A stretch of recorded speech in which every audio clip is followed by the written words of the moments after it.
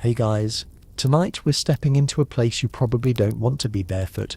The narrow, winding streets of a medieval town.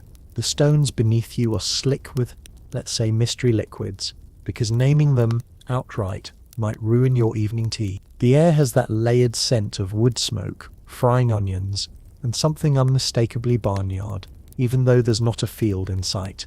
It's all crammed into these cramped lanes, houses leaning inward like they're sharing gossip.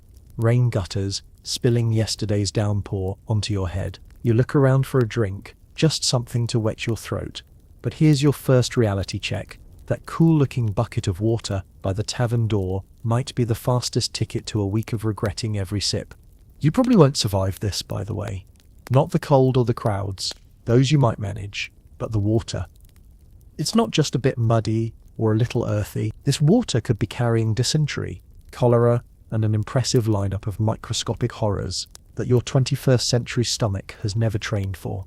To your immune system, it's like being asked to wrestle a bear you didn't know existed. And spoiler alert, the bear wins. So before we go any further, if this quiet space makes you feel even a little less alone, you can like the video and subscribe, but only if it feels right to your heart. And hey, I'd love to know where you're listening from. Are you lying awake in a quiet room at 2 a.m.? Or maybe starting your day in a rainy city? Eyes still heavy? Drop your time and place in the comments. Let's remind each other we're not alone out here. Now, dim the lights, let your shoulders relax, and let's begin tonight's slow, strange journey. Together, here on Timeless Sleep, you wander toward the town well. It's not hard to find. It's the center of life here, the heartbeat of the community. Everyone gathers for water, gossip, and the occasional shouting match about whose turn it is to draw. But here's the catch. This well is shallow, and the wooden cover's warped from years of rain and sun. The same rain that's washed the muck of streets, stables and tanneries downhill.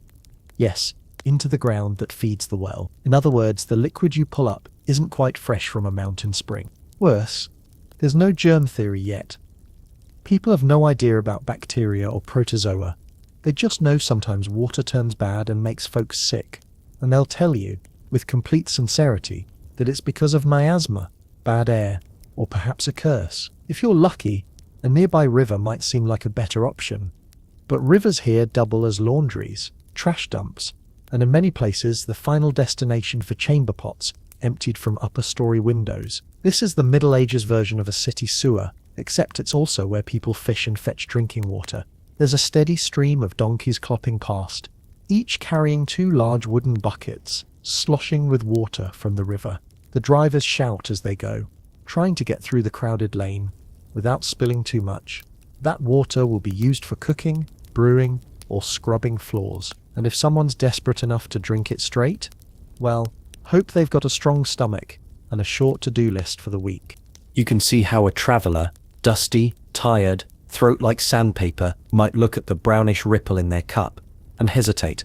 It's not just that it tastes different from modern water. It's the smell, the faint whiff of something organic, and not in the wholesome farm-to-table way. Still, people do drink water, sometimes. In rural areas, springs and deep wells could be cleaner, especially in less crowded villages. But in towns, even the water that starts pure doesn't stay that way for long. Leather buckets, wooden barrels, and open troughs aren't exactly sealed against contamination. Add in the occasional drowned rat or careless handling, and you've got yourself a problem. It's no wonder that over time, people start leaning toward other drinks.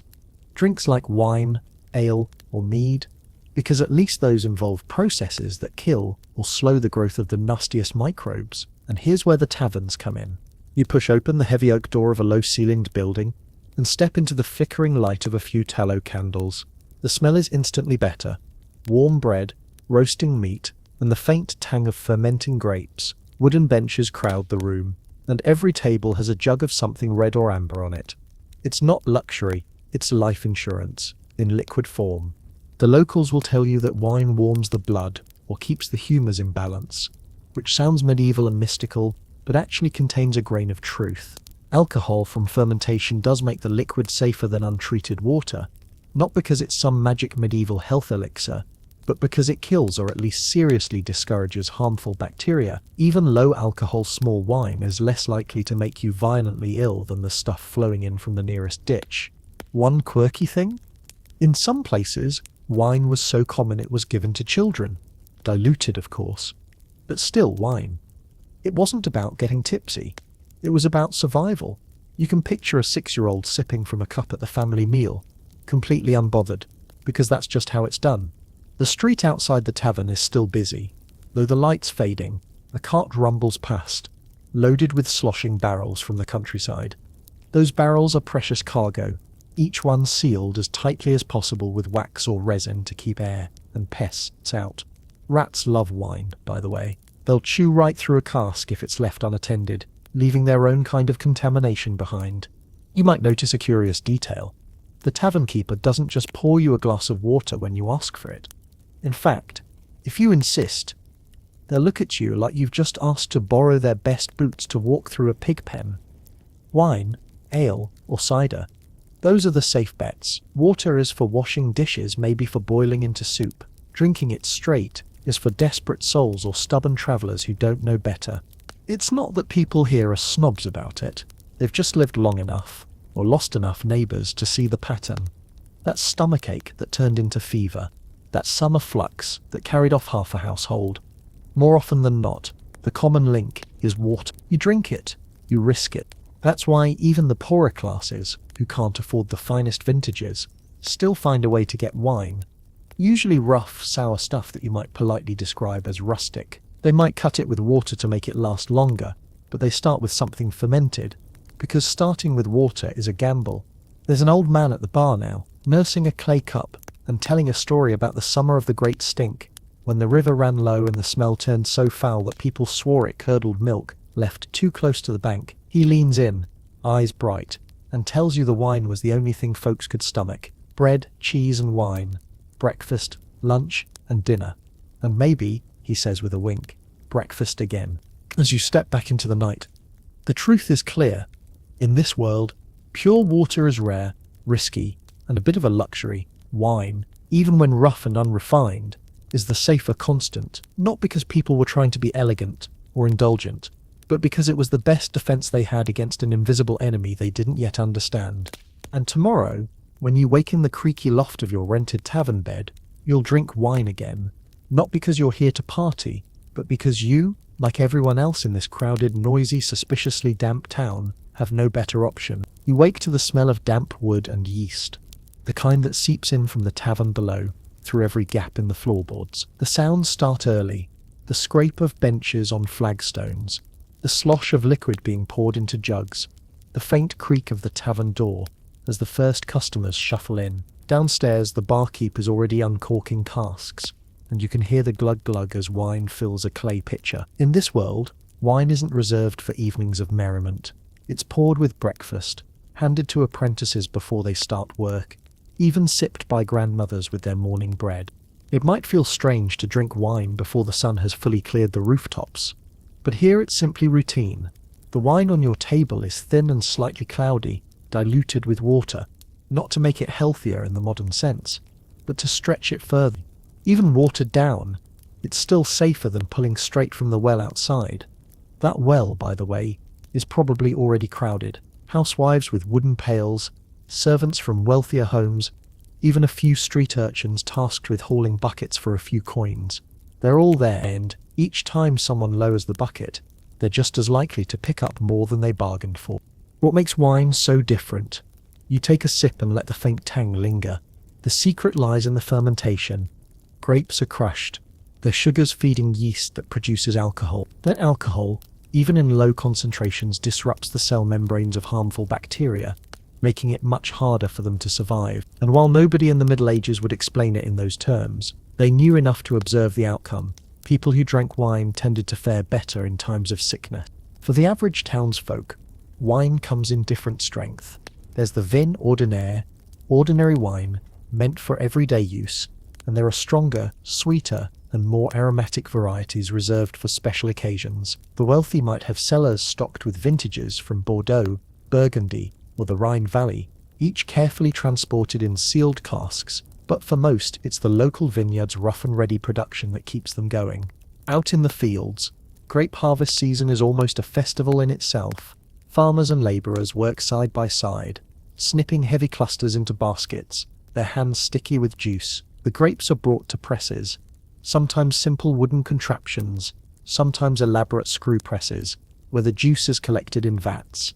This juice is left to ferment, often in large oak barrels or clay amphorae lined with resin. The process is messy, unpredictable, and entirely dependent on weather, cleanliness of equipment, and the skill of the winemaker. But even when the flavour is sharp and the texture uneven, the resulting drink is safer than untreated water.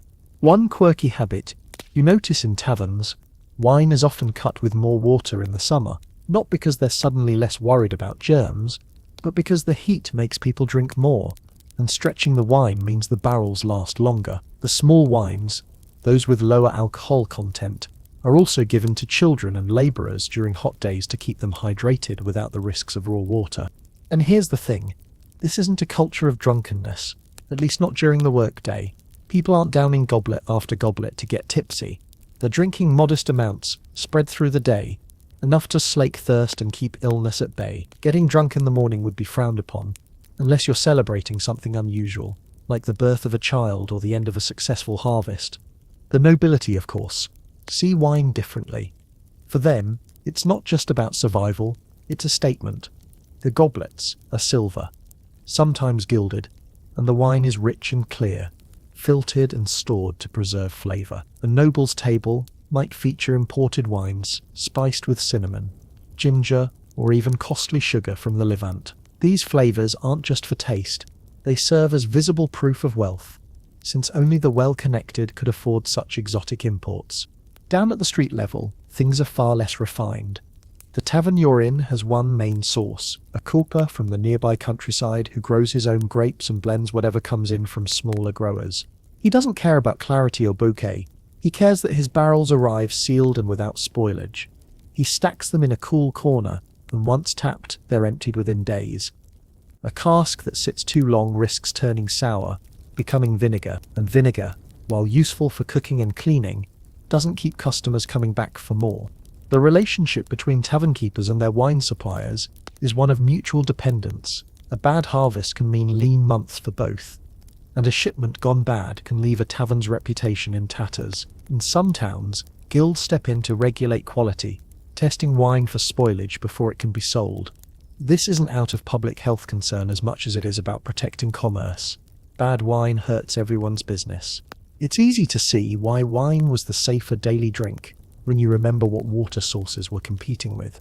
Wells could be shallow and easily contaminated by surface runoff.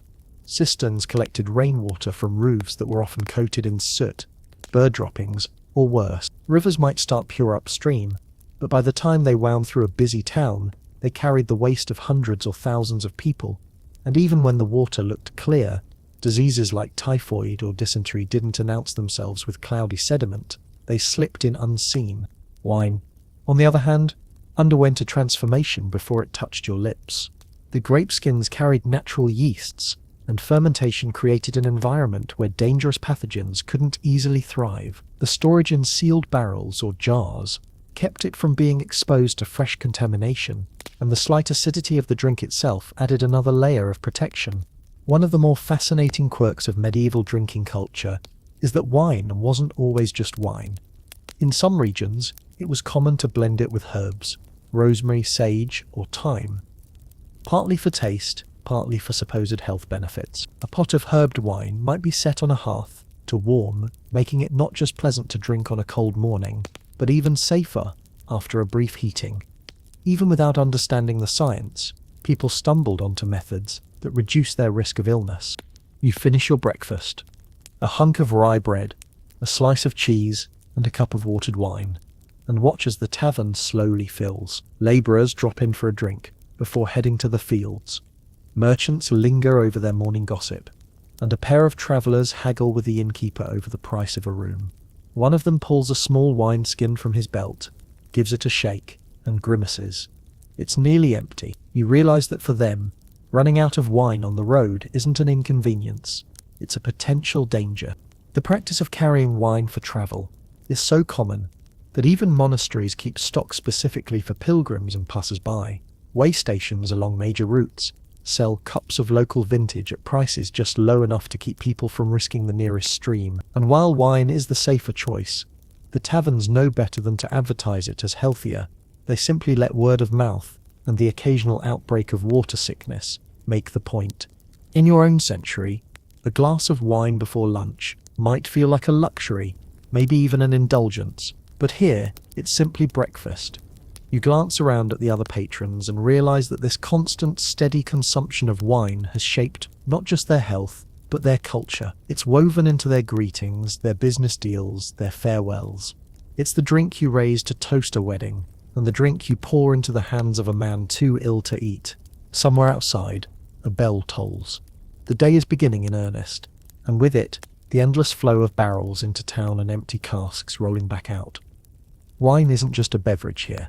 It's the thread holding together the fragile fabric of survival. By the time the morning sun has crept over the uneven rooftops, you've already seen the tavern's first barrel of wine rolled into the back storeroom. It's still sticky from the vineyard's press, the wood darkened where the grape juice seeped during transport. The cooper who delivers it wipes his brow and accepts a ladle of yesterday's batch as payment in part, a taste for the road before heading back to fetch more. In a town like this, the rhythm of life is set not by clock towers or market bells alone, but by the steady cycle of fermentation, tapping, and pouring. It's easy to forget now, sipping your cup, that the safety of this wine is no accident. The brewing and fermenting processes weren't invented to kill germs. Medieval people had no concept of bacteria, but they had centuries of experience noticing that fermented drinks didn't make them sick as often as raw water. Over time, those observations hardened into tradition, and those traditions built an invisible wall between you and the diseases lurking in every unboiled bucket of water. You step into the back room where the tavern's casks line one wall, and the smell hits you, a heady mix of damp oak, fruit, and a faint tang of vinegar from an unlucky barrel that went bad. Each cask has been carefully sealed after fermentation, the bungs tapped in tight to keep air and pests out. The tavern keeper knows that once oxygen gets inside, the wine begins to sour. That's why barrels are often topped right to the edge. Less airspace means slower spoilage. The brewing process for wine begins in the vineyard, where grapes are picked and pressed soon after harvest. In wealthier regions, the presses are sturdy screw mechanisms that squeeze juice more efficiently, but in poorer areas, the juice might be stomped out by bare feet in wide vats. The yeast that clings naturally to the grape skins triggers fermentation almost immediately. The sugars break down into alcohol and carbon dioxide, and as the days pass, the juice becomes increasingly hostile to the bacteria that would thrive in water. Even if the alcohol level is modest, often between 7% and 12%, it's enough to make a real difference in survival. In the cool seasons, fermentation happens slowly. In the heat of summer, it's faster, but riskier. Spoilage and off flavors are more likely.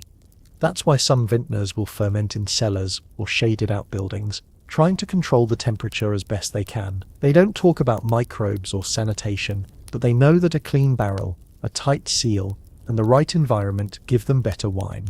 Once fermentation is complete, the wine is racked, poured or siphoned into another vessel to separate it from the sediment left behind.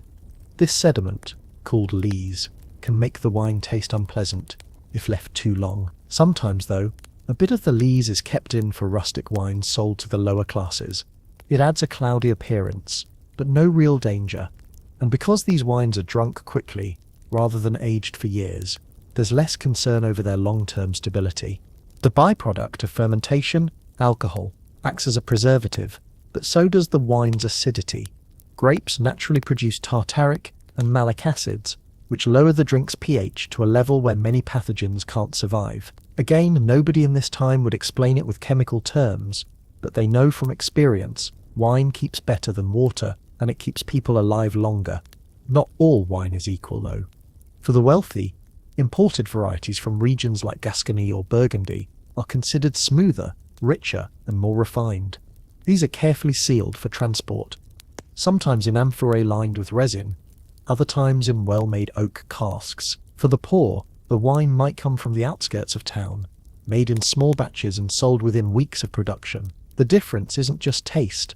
Imported or high-quality wine is often more consistent in safety because it's handled by experienced vintners who know how to keep it from spoiling en route.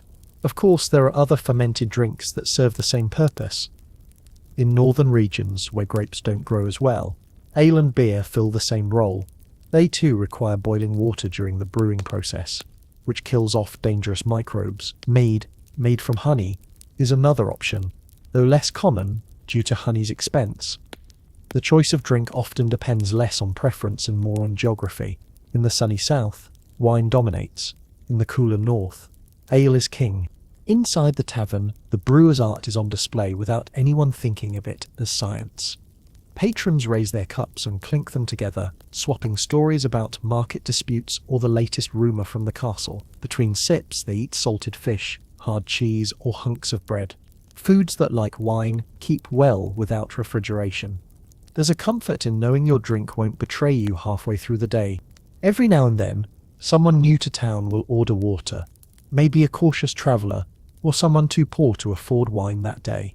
The tavern keeper will serve it, but with a subtle warning in their eyes. Even if the water was boiled that morning, it's a gamble. Left sitting too long in an open jug, it's vulnerable to the same contamination that plagues the wells. Those who survive a bout of the flux might think twice before making that choice again. Fermentation isn't foolproof. Wine can still spoil if poorly made or stored, but compared to untreated water, it's a safer bet by far. The alcohol acts like a gatekeeper, the acidity a second line of defense. Together, they create an inhospitable environment for most of the invisible killers that thrive in stagnant water. It's not perfect protection, but it's enough to tilt the odds in your favor. One quirky tradition you've noticed is the use of posset, a hot drink made by mixing wine with milk and spices, often given to the sick. The heat adds another layer of safety, though again, that's not why people think it works. They believe it warms the humours and chases away ill vapours. Whether by accident or design, the combination of wine's preservation and heat's sterilising power makes it far less likely to carry disease than cold water from the street pump. Out in the courtyard, you spot the tavern boy pouring a bucket of discarded lees and spoiled wine into a trough for pigs. The animals slurp it up without complaint, proof that what's undrinkable for humans still finds a use. The boy rinses the bucket with well water, then swishes in a splash of wine before using it again. It's a casual ritual, but it shows an instinctive understanding. Wine cleans better than water alone. In the vineyards, meanwhile, the cycle continues. Vines are pruned, the soil tended, and by summer, the grapes will swell with juice once more. Each harvest renews the town's supply of its safest drink, a liquid thread tying together farmers, merchants, tavern keepers, and the people who depend on them. Wine isn't just a pleasure, it's a system of survival. And tonight, when the candles burn low and the last customers stagger home, the tavern keeper will draw one last pitcher from a cask and set it aside for the morning. The first thing you'll drink tomorrow won't be water, it will be this, the result of a process older than the town itself, as much a part of life as the walls around you. The next time you push open the tavern door, the light is dimmer, the air warmer, and the mood altogether different. It's evening now, and the benches are full, the air humming with voices layered over the low crackle of the hearth fire. The place smells of roasting meat, yeast, and that faint tang of wine vapours rising from every jug. This is the heart of medieval social life, the tavern, and here, wine isn't just a drink, it's the anchor of conversation, the fuel for gossip, and the glue that holds together communities that spend their daylight hours working themselves to the bone. You weave between tables, careful not to bump a serving girl balancing 4 brimming cups on a wooden tray. Patrons sit shoulder to shoulder, farmers beside tradesmen, merchants beside travelling minstrels. Social lines blur here in ways they never would in the market square or at the guild hall. The shared act of drinking, and the unspoken understanding that wine is safer than the water outside, puts everyone, at least temporarily, on the same footing. The atmosphere is thick with the warmth of bodies and the smell of smoke-stained wool. At one corner table, a group of craftsmen are deep in a dice game, the stakes being not coin, but rounds of wine for the table. They roll the carved bone cubes onto the scarred wood, groaning or cheering, depending on the relos. The loser grumbles but still heads to the bar to fetch another jug. The rules are the rules. It's in places like this that news travels fastest. Word of a ship docking at the port with casks of a fine southern vintage spreads in minutes. So does talk of the baker's apprentice falling ill after drinking from the public fountain, a perfect example of why no one here is ordering plain water. In between rounds, people trade stories, arrange business deals, even negotiate marriages. The tavern is as much an office as it is a living room. The role of the tavern keeper is part host, part referee, part confidant. He keeps the wine flowing, settles disputes before they turn into brawls, and occasionally steps in with a sharp word if someone's had a little too much of the safer drink. He's not pouring with abandon. Each jug costs money, and the stock from his cellar has to last until the next delivery from the countryside. Wine itself becomes a marker of trust here. To be offered a cup at another's table is an unspoken invitation to join in conversation, to be part of the evening's stories. To refuse might be seen as unfriendly, even suspicious, and so, even strangers passing through town will often find themselves drawn into a table's circle, sipping from the same jug as their new companions. Not all taverns are this lively. In quieter corners of town, smaller establishments cater to specific groups, perhaps a vintners guild hall, where only members and their guests are welcome, or a roadside inn where weary travellers share space with their horses in the attached stable. But in all of them, wine is still the common denominator, the dependable staple. The cups themselves are rarely fine. Most are wooden, sometimes lined with tin. A few are simple earthenware. Glass is rare and expensive, reserved for the upper classes or special ceremonial use. Still, whatever the vessel, the act of lifting it in a toast carries weight. People here believe that drinking together strengthens bonds, and perhaps there's truth to that, though some of it may just be the gentle warmth of the alcohol loosening tongues. You notice how quickly wine orders are refilled. No one seems to linger over the choice of drink. It's assumed that's what you'll have. If someone does order ale instead, it's not because they think it's safer, but because they prefer the taste, or it's a local specialty. Wine dominates here simply because geography and tradition have made it the default. The tavern walls are plastered with the residue of years of gatherings, soot from countless candles, faint stains from sloshed cups, knife marks where bored patrons once idly carved their initials. Above the hearth, a small wooden shelf holds a few curious bottles, each with wax-sealed tops. These are for special customers, wealthy merchants, guild masters, or visiting nobility who want something a little more refined than the everyday table wine. A minstrel begins to play in the corner, a lilting melody on a lute that makes people pause mid-sentence, listening. He'll be paid in coin if he's lucky, in wine if he's not, and in both if the night goes well. Between verses, the serving girl slips from table to table, topping off cups, keeping the rhythm of the evening steady. The tavern is also where disputes can flare. Wine lowers guards, and an insult that might be ignored at midday can seem worth answering after a few jugs. That's why the tavern keeper keeps a stout club under the bar, not for show, but because every few weeks he has to separate two patrons before their quarrel turns into a fight. Still, the general mood most nights is one of camaraderie rather than conflict. Wine has an almost ceremonial role in some evenings.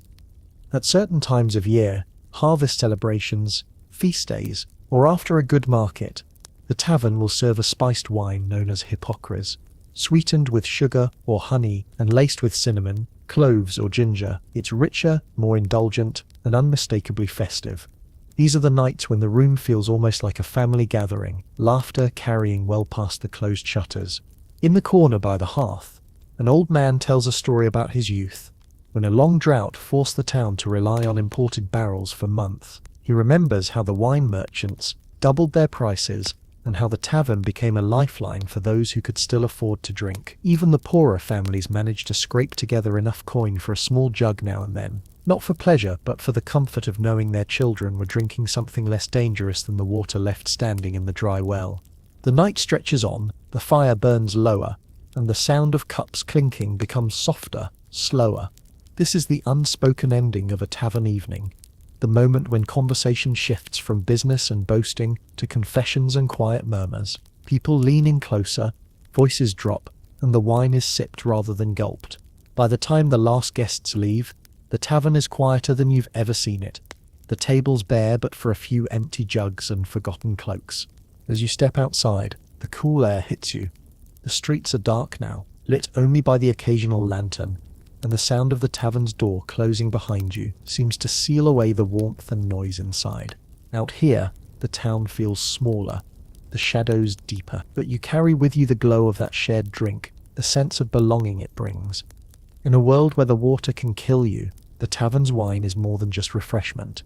It's safety, connection, and a little pocket of trust in the middle of a dangerous world. By the time dawn's light spills into the narrow street, the tavern's shutters are already cracked open, letting in the scent of the damp morning. Outside, you can hear the clop of hooves and the grind of cartwheels on cobblestones. The wine delivery is here. 2 men in coarse wool tunics wrestle with a barrel twice the size of a man, guiding it down a ramp from the wagon. The cooper's mark is burned into the wood, a crude bunch of grapes beneath a crescent moon. It's not just decoration, it tells everyone that the wine inside came from a particular vineyard, and that its quality is, or at least should be, consistent. As the barrel rolls into the cool shadow of the tavern, you can see how the tavern keeper's eyes follow it with the same intensity a banker might give a bag of coin. Wine is wealth, but it's also social capital. In a town where water is suspect and ale is brewed in smaller, more sporadic batches, wine is a measure of a tavern's importance. In this medieval world, what you drink says a great deal about who you are. For the nobility, wine is an extension of their status. At a noble's table, the wine will be clear, well-aged, and often imported. Guests will drink it from goblets of silver or pewter, each engraved with crests or delicate patterns. Servants will pour it carefully from decorated ewers, taking care not to disturb any sediment. These nobles are unlikely to be drinking the sharp, rustic reds or cloudy whites common to the town taverns. Instead, they enjoy vintages from renowned regions: Bordeaux, Burgundy, the Moselle Valley, brought in at great expense. The difference isn't just taste. Fine wines are often filtered through cloth or even through fine sand to remove impurities. Some are infused with exotic spices or sweetened with rare sugar from the Mediterranean trade routes. To sip such a wine is to make a statement. You can afford not only the drink itself, but the connections and coin to have it brought hundreds of miles without spoiling.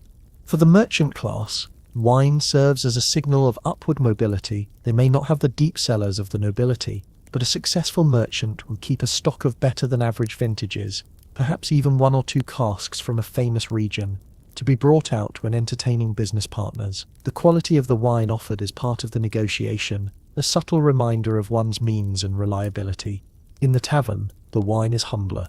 It's often the local vintage, pressed from grapes grown in nearby hills or valleys, sold young, and consumed quickly.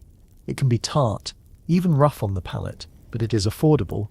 Just the price of wine here is within reach of most townsfolk if they budget carefully, but it's still dear enough that it's not wasted.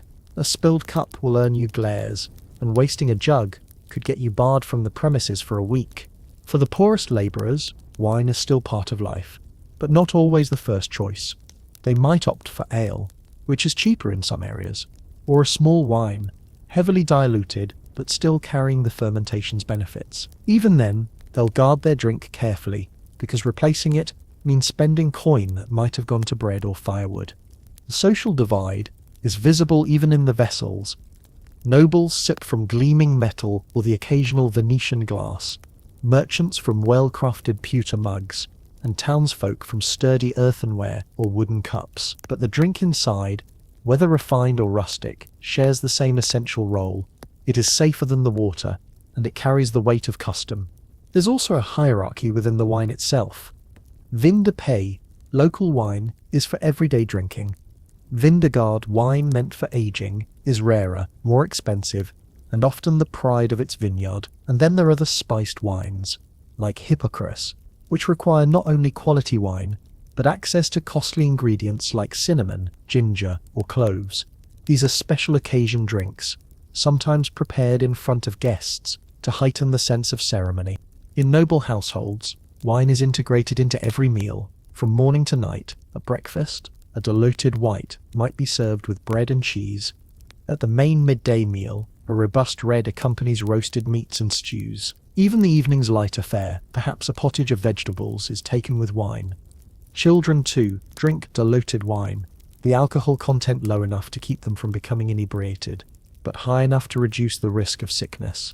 The poor mimic this pattern as best they can, though the quality drops sharply. In some cases, they will buy the dregs from a tavern, wine near the bottom of the barrel that has begun to turn, but is still drinkable. They might add herbs or honey to disguise the sourness, stretching it a few more days before it becomes outright vinegar, and when it does turn, vinegar has its uses: preserving vegetables, tenderizing meat, even cleaning. Wine also serves as a social bridge between classes. In towns with large markets, you might see a merchant and a labourer sharing a bench at the same tavern table, each with a cup of the same local vintage. While the noble class often drinks in more exclusive spaces, even they occasionally visit a tavern, usually an upscale one, to mingle with other elites, sample a famous cask, or hear news from travellers. But the wine they choose still marks them apart. A noble will order by vineyard name, expecting the tavern keeper to have something set aside. A merchant might ask for a certain year, remembering when a previous vintage impressed an important guest. A labourer, meanwhile, simply asks for red or white and trusts the tavern to pull whatever's available. One of the most telling divides is in storage. Nobles have deep, cool cellars designed to age wine for years, keeping it at a steady temperature and away from light. Merchants may have smaller cellars, but still take care to protect their best stock. Taverns keep their barrels in the coolest room they can manage, often half buried in earth, or stored against the thickest wool. The poor, who cannot store wine for long, buy it as needed, carrying it home in small jugs or skins, and consuming it within a day or two. Wine taxes also reinforce these divisions. Rulers recognize wine as a reliable source of revenue, and levies on imported vintages are higher than those on local wine. Nobles grumble, but pay. Merchants pass the cost on to their customers, and the poor are left with the cheapest, most basic vintages. These taxes not only fill the coffers of kings and lords, but also control the flow of luxury wines into markets, ensuring that only those with wealth enjoy them regularly. Still, there's a universality to wine that cuts across these lines. At weddings, feast days, and harvest festivals, cups are raised in unison regardless of who sits at the table. The drink that flows is sometimes the same for everyone, the noble's goblet filled from the same barrel as the labourer's cup. For that moment, the hierarchy blurs. Even in church, wine's role transcends class. At Mass, the chalice is shared, the same consecrated wine sipped by all who approach the altar. While the vessel may be gold and the setting solemn, the act reinforces a truth. Wine here is more than status. It's ritual, safety, and community bound together in liquid form. As the day wears on, you watch the tavern fill and empty, a cycle dictated as much by work shifts and market hours as by thirst. A group of masons comes in at midday, their hands still chalky with lime dust, ordering the cheapest red and splitting it between them. Later, a pair of merchants take the best table in the corner, ordering a vintage from the south and discussing trade contracts. The tavern keeper shifts easily between them, knowing both groups keep his business alive in different ways. The social divides are real, but so is the shared need. In a town where you can't trust the water and ale might not be brewed year-round, wine is the constant, whether clear and refined or rough and cloudy. It's the drink that fuels the workday, seals agreements, and fills the quiet hours after the sun has set. The cellar is colder than the tavern above, the air damp and still. You step down into it carefully, ducking under the low lintel, and the smell changes instantly. A mingling of earth, oak, and the faint sharpness of fermented grapes. This is where the real business of keeping wine safe happens. Far from the noise of dice games and gossip, the barrels stand in neat rows, their rounded bellies resting on wooden cradles to keep them off the damp ground. Each is marked with a symbol, a scratched cross, a painted stripe, or a burned-in maker's mark. The tavern keeper runs his fingers along the curve of one, checking for any sign of seepage. A leaking cask is not just a waste of drink, it's a slow disaster, letting in air and the tiny invaders that turn wine sour. Barrels are the work of coopers, skilled craftsmen, whose trade is as vital as that of the vintners. Each barrel is made from staves of seasoned oak, bent and fitted so tightly that no glue is needed, only iron hoops to hold them in place. The wood isn't chosen for looks alone. Oak is slightly porous, allowing the wine to breathe just enough to mature without rotting. In wealthier markets, merchants might specify which forest the oak should come from, swearing that the trees of one region impart a better flavor. Before a barrel is filled, it's inspected and often sweetened by rinsing it with a little wine or a herbal infusion, a ritual that drives out any stale odors from storage. Once full, the bung, a tapered wooden plug, is hammered in and sealed with wax or resin. The goal is simple: keep air, insects, and curious vermin out for as long as possible. Amphorae, tall clay vessels with narrow necks, are still used in some regions, especially closer to the Mediterranean. These are lined with pitch or resin to keep the wine from seeping through the porous clay. They're easier to seal completely, but harder to transport over rough roads. One slip, and the whole container shatters. That's why barrels dominate in the north, where roads jolt and twist, and a cask can take a beating without spilling its contents. In this cellar, you can see the logic of storage. The barrels that have been tapped are closest to the stairs, easy to roll up into the tavern. The untapped stock is farther back, where it's coolest and most stable. Some barrels are set on their sides for long storage, others upright if they'll be opened within days. The tavern keeper keeps a ledger, not because he's literate in the modern sense, but because he's learned to make marks that remind him which cask came from which vineyard and when. Even the act of drawing wine is done with care. A spigot is fitted to the cask, and the first pour is often set aside to clear any sediment from the tap. Wine drawn fresh from a sealed cask tastes better and lasts longer in the jug than wine that's been sitting open. The serving jugs themselves are rinsed, not with water, but with a splash of wine. A wasteful luxury to a modern mind, but here it's common sense. Why risk contaminating good wine with whatever invisible things might linger in a wet cup? Above ground, in the tavern, you might not think twice about how the wine got into your cup, but here, you see how every step is a battle against time and decay. Temperature matters. Too warm, and fermentation restarts or spoilage sets in. Too cold, and the wine can lose its flavor or clarity. Light is another enemy, which is why cellars are dim and windowless. Even vibration, the constant rolling of carts or stomping above, can stir up sediment and alter the taste. You notice a stack of empty barrels in one corner, their insides dark stained from years of use. These will be repaired, scraped clean, and given new hoops before they're used again. A good barrel can last for decades if cared for, and the cooper who made it may be as well known in his trade as the vintner who fills it. Storage isn't just about keeping the wine drinkable, it's about making sure it's still safer than water weeks or months after it's made. A poorly sealed cask, left in a warm room, could go bad in days, and in a time when water is a gamble, that loss isn't just financial, it's a risk to the health of everyone who depends on the tavern's stock. Some towns have regulations about how wine must be stored and sold, not from a deep understanding of preservation, but from a desire to keep customers happy and trade flowing. A tavern caught selling sour wine might face fines or lose its license to operate, which is why many keep at least one best cask hidden away for important customers or unexpected inspections. The choice of container can even influence the wine's safety. Amphorae, with their tight resin seals, protect against contamination, but can make the wine taste strongly of pine or pitch, something people either tolerate or actively enjoy. Barrels allow for easier serving and transport, but their wooden staves need constant attention to prevent shrinkage and leaks. In some areas, smaller wooden kegs are favoured for day-to-day tavern use, with larger barrels kept sealed until the smaller ones run dry.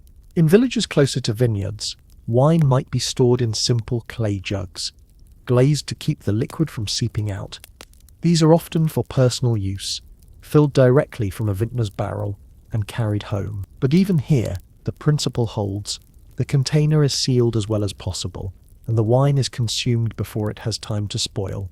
Watching the tavern keeper check his barrels, you realize that this careful handling is what keeps the town's drinking habits from becoming a health disaster. Without these casks and amphorae, without the skill of coopers, the vigilance of innkeepers, and the routines that have evolved over centuries, the safest drink in town could turn into just another hazard. When the tavern is full tonight, no one will think about the cool darkness of the cellar or the wax seals on the casks. They'll clink cups, trade news, and laugh over spilled drop, but every swallow will be safer because of the work done in this shadowy space. where wine rests in its wooden shells, guarded against the same unseen dangers that haunt every bucket of water outside.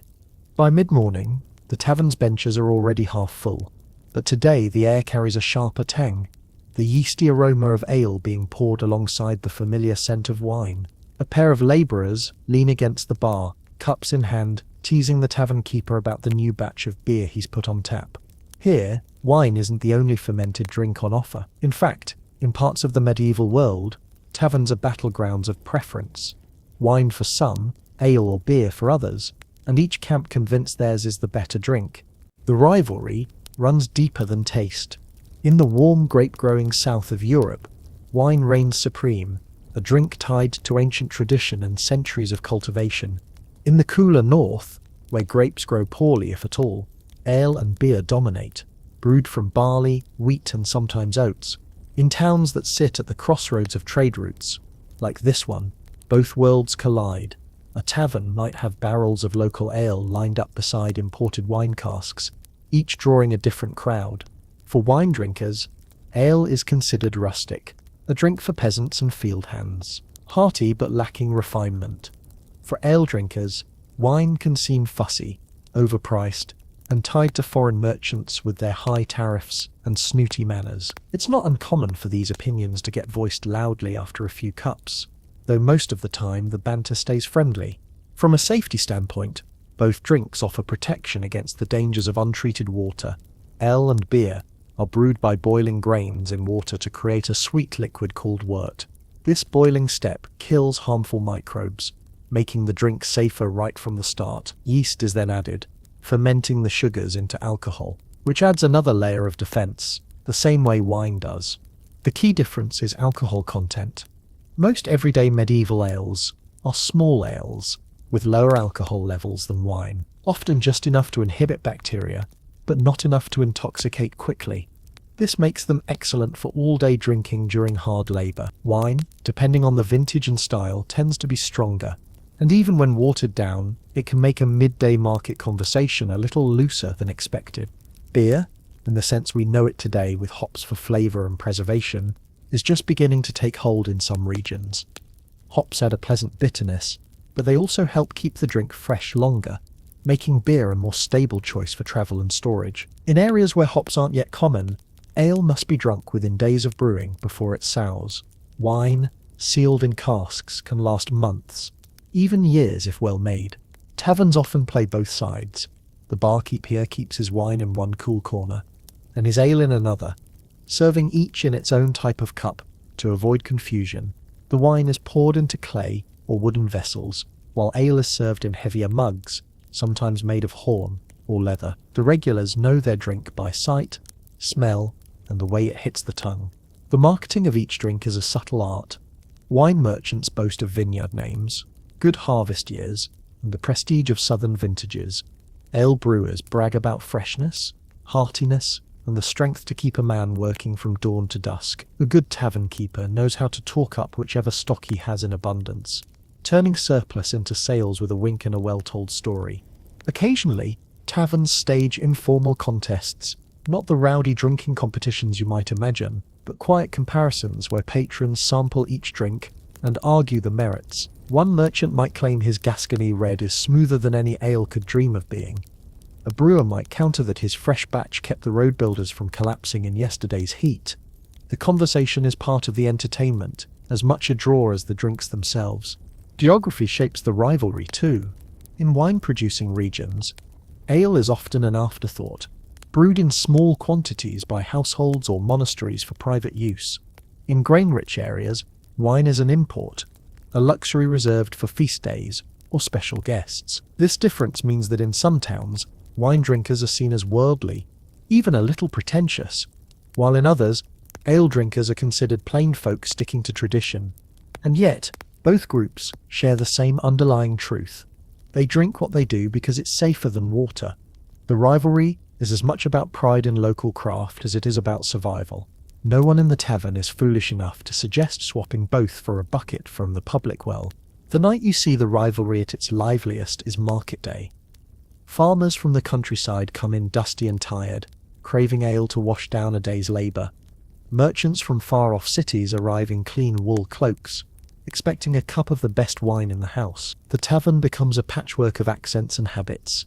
Ale mugs clunking on one side of the room, wine cups being swirled thoughtfully on the other. Jokes fly across the gap. Your wine's just spoiled grapes. Your ale's just wet bread. And laughter follows because deep down everyone knows the truth. They're all here for the same reason. Even the clergy weigh in. Monasteries and wine regions tend vineyards, producing vintages for both their own use and for sale. In ale regions, monks keep some of the finest breweries, their products praised for cleanliness and flavour. Religious orders drink both in moderation, claiming health benefits and citing scripture to justify their preferences. Their choices influence local trends. If the abbey drinks wine, so will the town, and vice versa. Sometimes, a tavern will blend the two worlds, not literally mixing wine and ale, but hosting events that honour both. A feast might begin with cups of wine, followed by hearty ale to accompany the heavier courses. Travellers learn quickly that refusing a drink offered in goodwill, whichever it is, can be taken as an insult. In the end, the rivalry is more performance than hostility. Each drink has its moment. Wine at a wedding toast, ale after a long day in the fields. Both are woven into the rhythms of life here, each offering not just refreshment, but reassurance. The choice between them is one of taste, habit, and identity, but the purpose is the same, to drink without fear of what the water might carry. By the time the last patrons drift out, you realize the rivalry has kept the tavern lively all evening. The wine drinkers leave with flushed cheeks, the ale drinkers with contented smiles, and the tavern keeper with an empty shelf on both sides. Tomorrow, new barrels will roll in from the countryside, and the cycle will start again. Each cask, another small victory over the dangers lurking in every untreated drop of water beyond these walls. By the time autumn grips the town, the air in the tavern is scented with more than just wine and wood smoke. Tonight, there's something richer wafting from the hearth. Cloves, cinnamon, and a faint sweetness that pulls you toward the bar before you've even taken a seat. The tavern keeper is ladling deep red wine from a pot suspended over the coals into clay cups. This isn't the sharp, rustic table wine you've grown used to. This is mulled wine, heated, spiced, and sweetened until it's as much comfort as it is refreshment. The practice of flavouring wine goes back centuries, and it's not just about indulgence. While the rich smell of spices draws the crowd, the original purpose was more practical, masking the roughness of cheap wine, reviving a cask that had started to turn, or simply making a drink feel more luxurious than it really was. In medieval taverns, this was an art form, taking whatever wine you had, however ordinary, and transforming it into something worth talking about. The most famous version, Hippocrates, is a cold, spiced wine, often served at feasts. It's made by mixing wine with sugar or honey, adding exotic spices like cinnamon, ginger, cloves, and sometimes grains of paradise, and then straining it through a cloth bag until it runs clear. The name, a nod to Hippocrates, reflects the medieval belief that such a drink was healthful, balancing the humours and aiding digestion. In practice, the sugar and spice also covered any faint sourness in the wine, making even last season's leftovers palatable. Hot mulled wine is the tavern's cold weather answer. The heat doesn't just release the aroma of the spices, it acts as a final safety measure, killing any remaining bacteria. Again, the townsfolk don't think in those terms, but they notice that a steaming cup of spiced wine rarely leaves them with a stomachache. It's a comfort against the chill, and a quiet reassurance against the invisible threats that linger in the unboiled water outside. Herbs, too, find their way into wine. Rosemary, sage, thyme, and even lavender might be steeped in the drink for a few hours or overnight. Some combinations are intended for flavour, others for supposed medicinal purposes. Rosemary for memory, sage for strength, thyme for courage. Whether or not these effects are real, the association of wine with health is reinforced every time someone takes a sip and feels the warmth spread through them. The ingredients for these concoctions are a lesson in medieval trade. Sugar, for example, is a luxury, arriving in conical loaves wrapped in paper from far-off Mediterranean ports. Spices like cinnamon and cloves travel even farther, carried by ship and camel from India or the Spice Islands, passing through the hands of countless merchants. Each pinch costs dearly, so the fact that the tavern is using them tonight means business has been good, or that someone wealthy has ordered a batch for themselves and agreed to let the rest be sold to the public. The ritual of preparing spiced wine in the tavern is half the appeal. Patrons watch as the tavern keeper or his wife stirs the pot over the fire.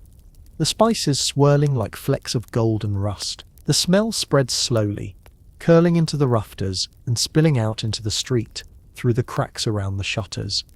Passers-by poke their heads in, drawn by the scent, and soon the benches are crowded with people cradling steaming cups. On feast days, flavoured wine takes on even more elaborate forms. At Christmas, it might be sweetened with extra honey and garnished with toasted almonds. At weddings, bright red wine might be tinted even further with pomegranate juice, a symbol of fertility. Nobles might host entire courses around spiced wines, serving one after the fish course, another after the meat, and a final sweetened variety with the dessert. The same logic, and the same pursuit of taste and safety, filters down to the taverns, albeit with simpler ingredients and more modest flair. There's also a social dynamic to these drinks. Sharing an ordinary jug of local wine is a casual affair, but ordering a round of spiced or mulled wine signals generosity. It says, "I'm buying something special for all of us." In a world where luxuries are rare, this gesture doesn't go unnoticed. Those who can't afford such things on their own are quick to remember the patrons who've shared them. One corner of the tavern is occupied by a merchant from the coast, his cloak still smelling faintly of sea salt. He tells the nearest listeners about the wine he tasted in a port far to the south. Infused with saffron and sweetened so heavily it was almost syrup. He says it was served in small glass cups, each worth more than a month's wages for a labourer. His audience leans in, half in disbelief, half in longing. For them, this mulled wine in their hands is close enough to imagine the taste. Even without exotic ingredients, the act of altering wine is part of medieval drinking culture. In summer, wine might be diluted with cool water drawn from a well or spring, a calculated risk in the heat, but one taken when thirst outpaces caution. In winter, heating and spicing makes the drink not only safer, but more satisfying. Both methods stretch the supply, turning a single cask into many more cups. The tavern keeper is careful with the proportions. Too much spice and the drink becomes bitter, too little and it loses its appeal. He keeps a wooden box of ingredients on a high shelf, not to keep them safe from thieves, but to keep them out of reach of curious children who might waste them. Every now and then, he opens it just to breathe in the mingled scent, a reminder of good years and profitable nights. It's worth noting that some of these additives carry their own hazards. Lead, for example, sometimes sneaks into the process, not intentionally, but through poorly made pewter vessels or lead-lined sieves used in straining. The sweetness of the wine can mask the taste of lead, and while no one here knows the cause, slow poisoning from such sources isn't unheard of. Still, the benefits of spiced and mulled wine, safety, flavour, and warmth, outweigh any unseen risks in the minds of those who drink it.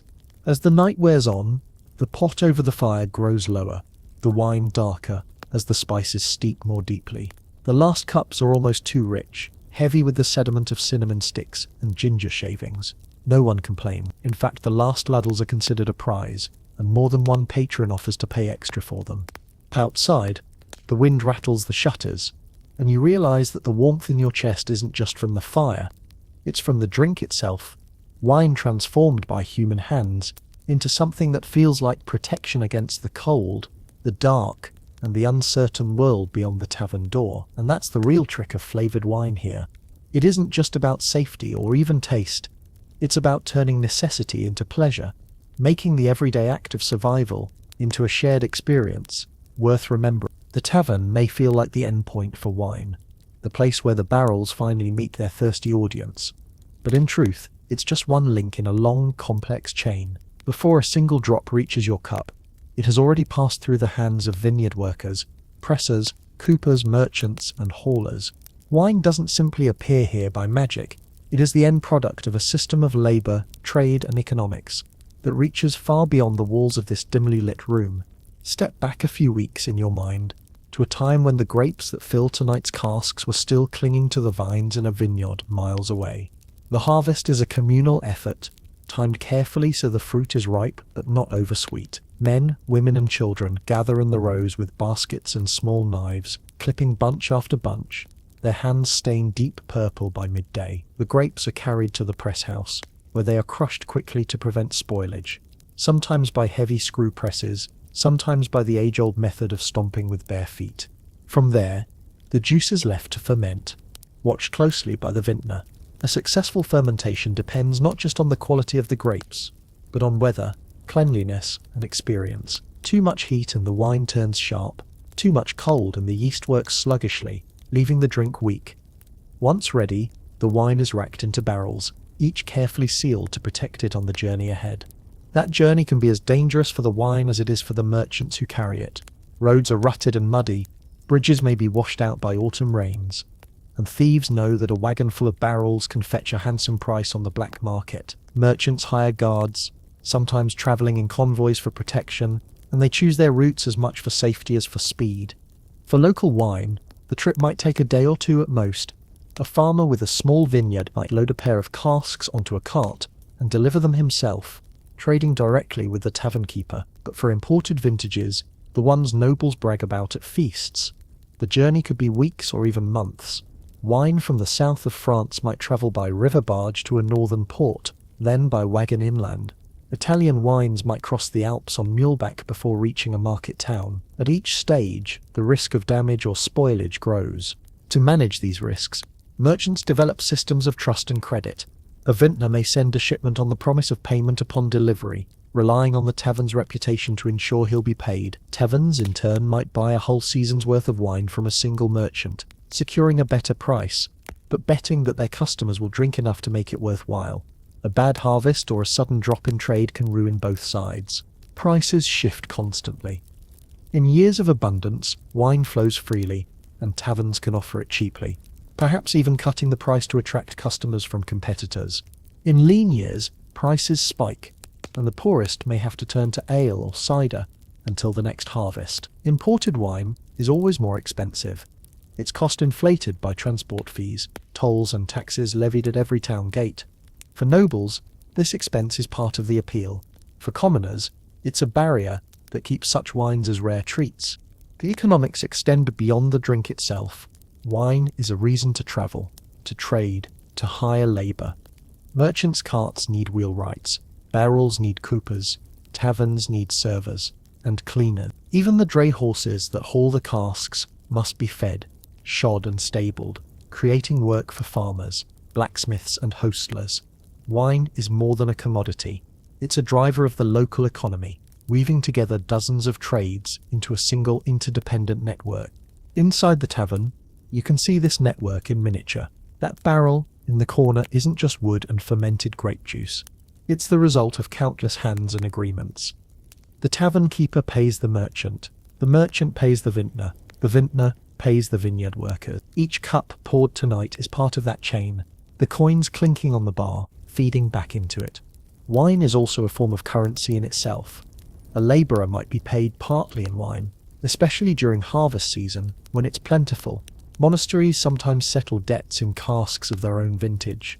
Even taverns barter, trading wine for meat, grain or firewood when cash is scarce. The value of wine is steady enough that it can stand in for coin, and in a war without banks as we know them, that makes it a reliable medium of exchange. The trade routes that feed this economy are carefully maintained, not just by merchants, but by rulers who benefit from taxing them. Toll stations at bridges and town gates collect fees on every barrel that passes. In return, they sometimes offer a measure of protection, patrolling dangerous stretches of road or repairing key crossings. Still, the balance between taxation and profit is delicate. Too high a toll, and merchants seek other routes. Too low, and the coffers of the local lord suffer. Sea trade changes the game entirely. In port cities, taverns may stock wines from distant lands, their flavours unfamiliar and intriguing to local palates. These wines can be risky. A storm at sea, a hold too warm, or a cracked cask can ruin an entire shipment. But when they arrive in good condition, they fetch prices high enough to make the gamble worthwhile. Patrons will pay extra to taste something they've only heard of in stories, a sweet golden malmsey from Crete, a dark, strong red from the Levant. The tavern keeper here is no fool. He knows his customers, knows which nights call for tapping a finer cask, and which are better served by the sturdy local vintage. On feast days, he might bring out a small barrel of imported wine, charging by the cup for a taste of the exotic. The profit from a single evening of such sales can cover the cost of feeding his family for a month. Transport itself shapes the wine trade. In regions with navigable rivers, barrels are loaded onto flat-bottomed boats, floated downstream to market towns. The movement is gentler than the jostle of a cart, and the cooler air over the water helps preserve the wine. In overland routes, barrels are strapped tightly and cushioned with straw, but the constant bump and sway can still stir up sediment and alter flavour. Some merchants even adjust their prices based on the route a wine has taken, a sign of how deeply transport conditions are tied to quality. Taverns also act as distribution points. Travellers buy wine here not just to drink, but to take with them in skins or small kegs. A pilgrim bound for a distant shrine might fill a leather flask, knowing that a steady supply of safe liquid could mean the difference between finishing the journey and being laid low by illness. Caravans heading into regions without vineyards often stock up in towns like this, the tavern functioning as both retailer and wholesaler. This constant flow of goods makes taverns vital to more than just their local communities.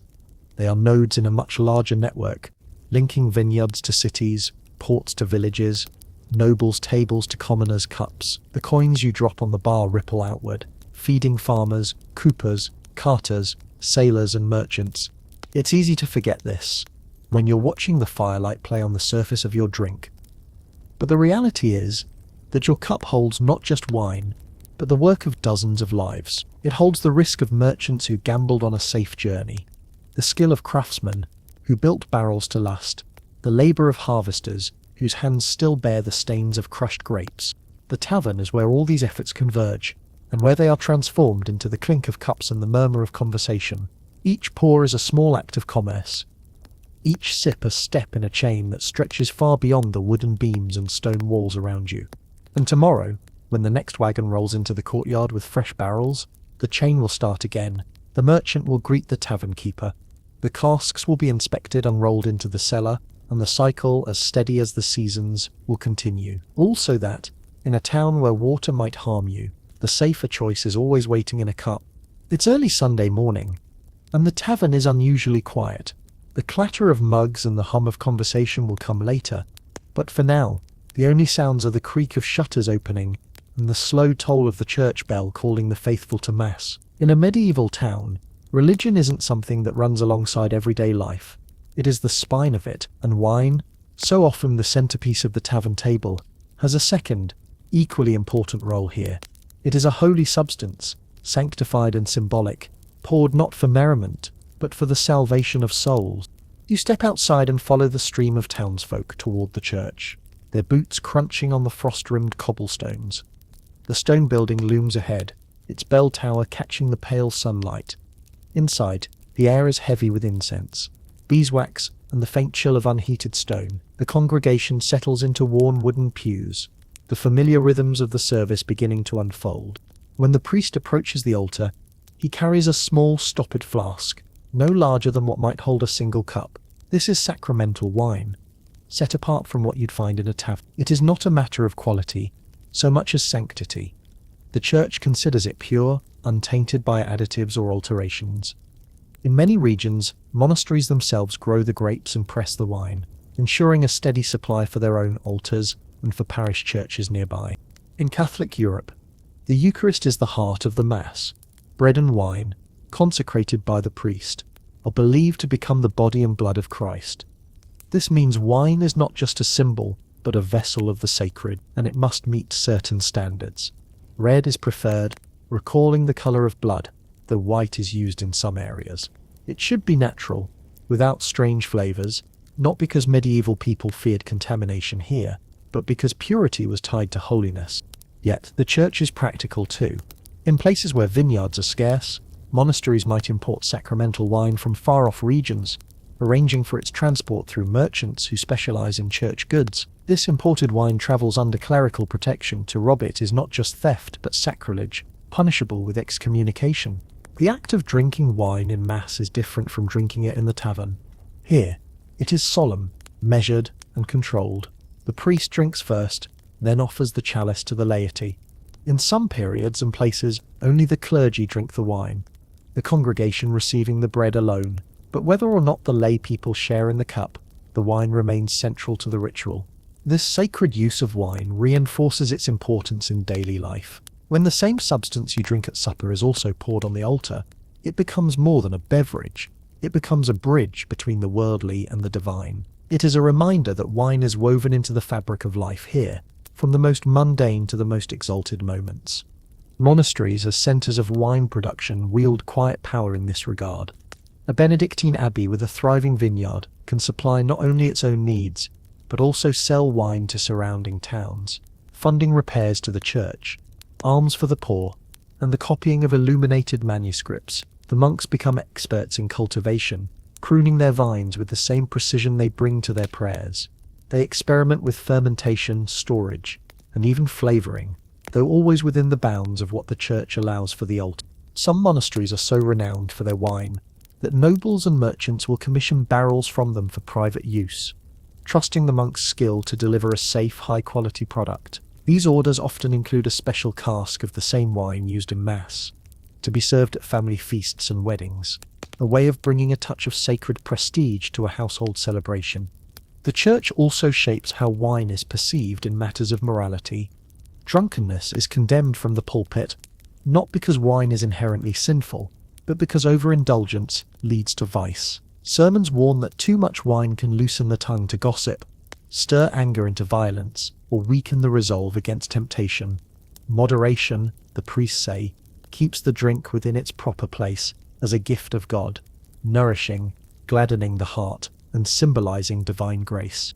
And yet, the same church that preaches moderation depends on the steady flow of wine for its liturgy.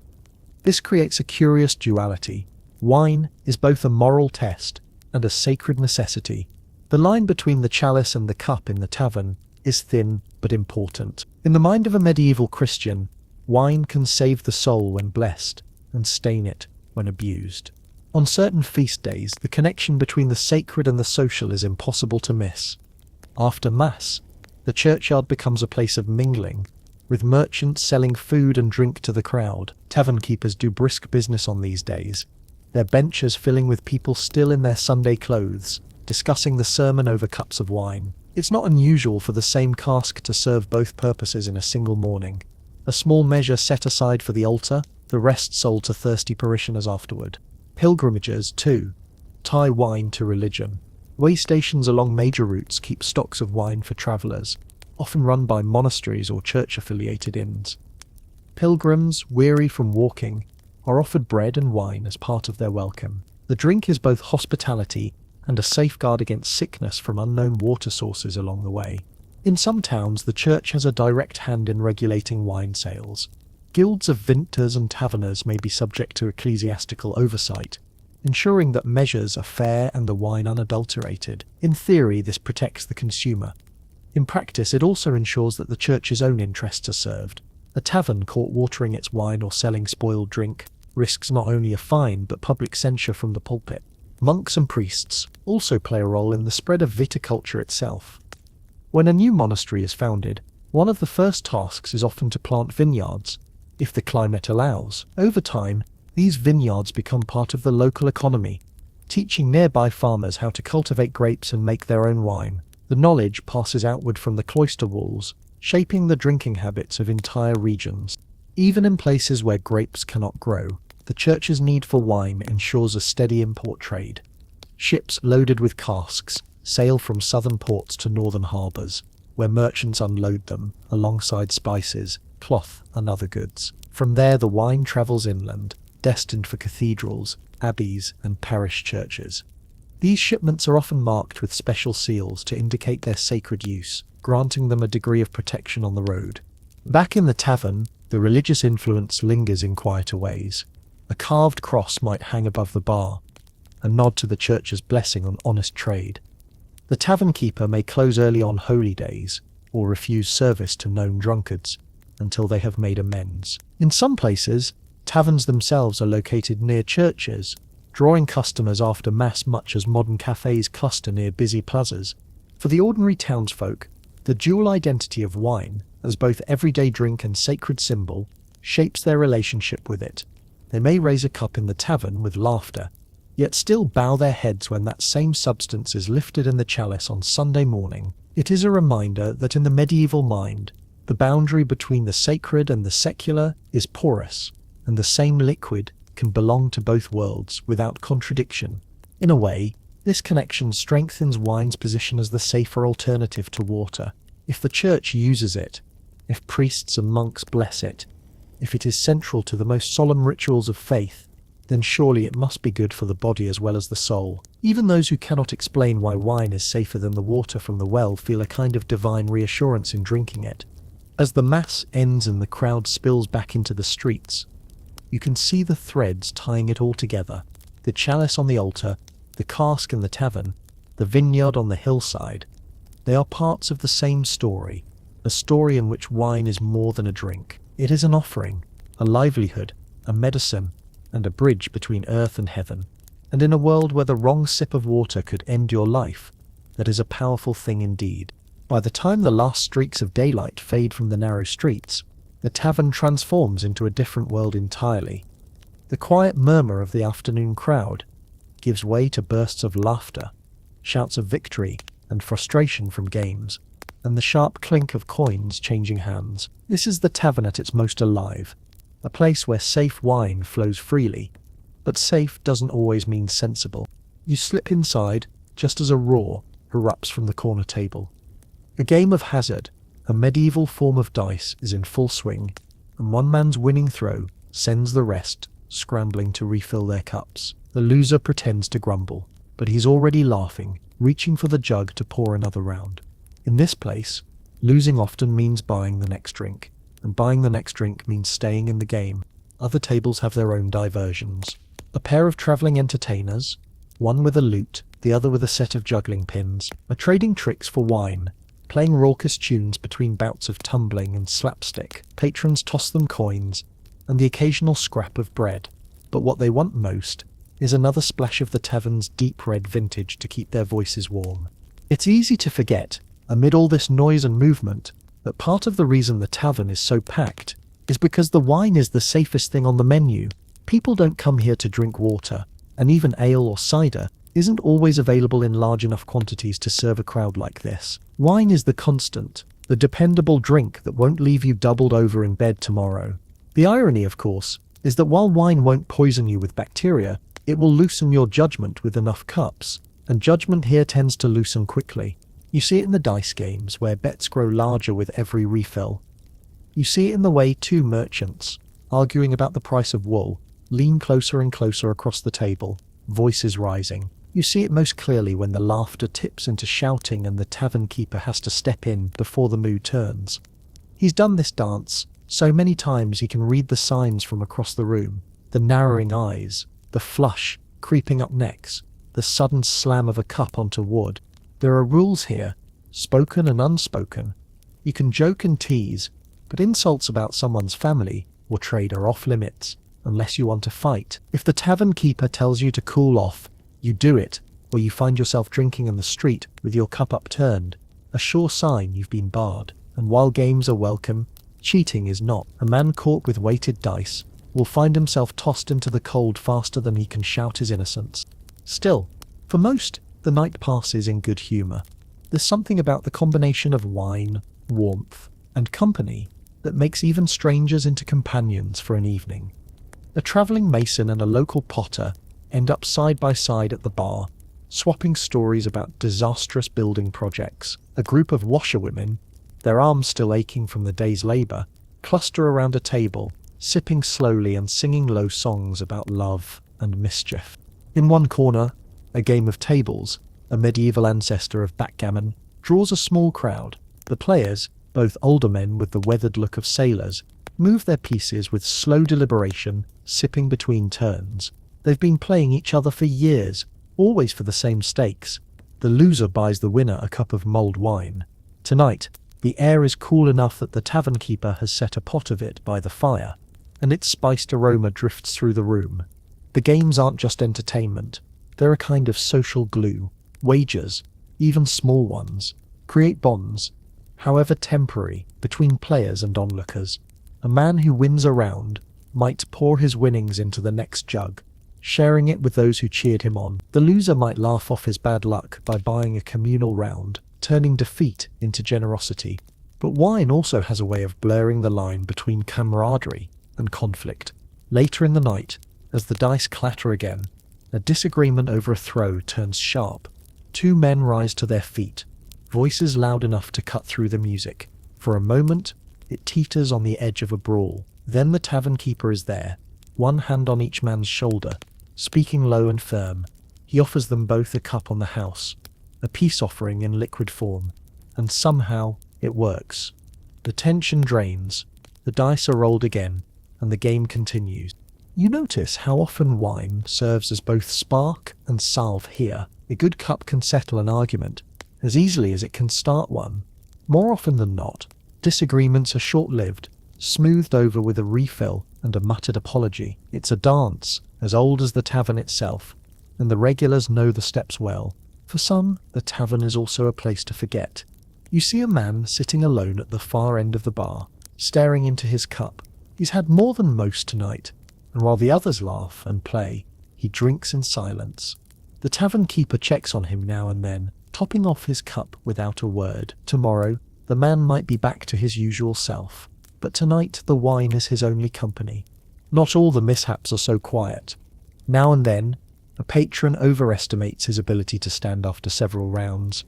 A chair scrapes loudly as a man stumbles to his feet, swaying before making a beeline for the door, sometimes with the help of a friend, sometimes not. Out in the street, the cold air hits him like a wave, and the cobblestones are less forgiving than the tavern's bench seats. By morning, he'll nurse a headache that no amount of safe drinking water could have caused, but in a world where sickness from water can be deadly, a hangover is a price many are willing to pay. The tavern keeper has his ways of keeping things under control.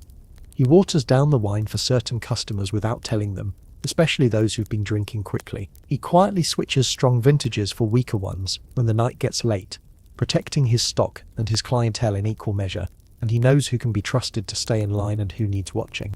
Beyond the games and occasional quarrels, the tavern at night is a place for stories. Between songs from the lute player, you hear tales of distant cities, strange weather, miraculous healings, and shipwrecks survived. Some are clearly true, others just as clearly not. But no one seems to mind. The wine loosens tongues, and the truth is often less important than the telling. One older woman, with a voice roughened by years and drink, tells a story about the year the well in the centre of town ran dry. People lined up at the tavern with whatever containers they had, and the keeper ladled out wine instead of water, 1 cup per person. No one went thirsty, she says, and no one got sis. Though half the town slept through the next day, the table bursts into laughter, but beneath it is a thread of truth. In a crisis, the tavern and its wine were a lifeline. The night wears on, and the crowd begins to thin. The entertainers pack away their loot and juggling pins, their earnings clinking softly in a small pouch. The dice players shake hands, some grudgingly, and head for the door. The washerwomen finish their song and gather their shawls, their cheeks flushed from drink and warmth. By the time the last patron leaves, the floor is scattered with bits of straw, a few lost game pieces, and the odd coin overlooked in the rush. The tavern keeper moves quietly through the room, gathering cups, wiping tables, and banking the fire so it will be ready to flare up again tomorrow. The games will return, the songs will start anew, and the wine will flow again. Safe, yes, but always carrying the risk of a night that ends in laughter, regret, or both. In this way, the tavern is more than just a place to drink. It's a stage where the full spectrum of medieval life plays out. Victories and losses, friendships and rivalries, workdays forgotten and new plans hatched. All are fueled by the same drink that, for all its cheer, began as a simple answer to a dangerous problem: how to quench your thirst without courting illness. And so, as the shutters close and the street outside falls silent, you're left with the image of the night's last dice roll, the echo of a song half forgotten, and the lingering taste of wine, a reminder that safety, here is never just about survival. It's about living, and sometimes about letting that safe drink lead you into stories you'll still be telling when the next cask is tapped. Morning in the market square begins with a chorus of sound, the creak of carts being unloaded, the shouts of vendors claiming their space, the splash of buckets as stalls selling fish and vegetables douse their wares to keep them fresh. You pass through this bustle with the smell of baking bread on one side and the tang of raw hides being sold for tanning on the other. But amid the noise and movement, you notice a quieter corner, marked not by stalls of goods, but by a cluster of men in dark robes and a table lined with parchment rolls. These are the town's physicians and apothecaries, their trade not in meat or cloth, but in advice, remedies, and powders, to be mixed into wine or ale. In the medieval mind, wine isn't just a safer alternative to water, it's medicine, a fluid prescribed as part of a balanced regimen for health. The theories behind this come from the ancient world, carried through the writings of Galen and Hippocrates, absorbed into medieval medical thought, and at the heart of these theories are the four humours: blood, phlegm, yellow bile, and black bile. According to this system, every person's health depends on keeping these humours in balance. Illness comes when one dominates: too much heat, too much cold, too much moisture or dryness in the body. Food and drink are tools to restore equilibrium, and wine, with its warmth and dryness, is thought especially useful in countering excessive cold and damp. A physician might recommend a robust red wine for someone who's pale and sluggish, claiming it warms the blood and stimulates digestion. For someone feverish, a lighter, diluted white wine might be prescribed. Taken cool to avoid adding more heat, even the time of day matters.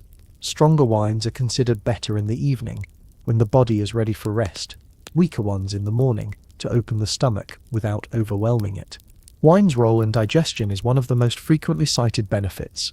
Medieval medicine holds that it clears obstructions, meaning it helps food move through the body more efficiently. In a world where heavy breads, salted meats, and thick stews make up much of the diet, anything that aids digestion is valued. Physicians warn, however, that too much wine can dry the body excessively, leading to weakness or even madness, a medieval way of describing the dehydration and disorientation we now recognize as the effects of excessive alcohol.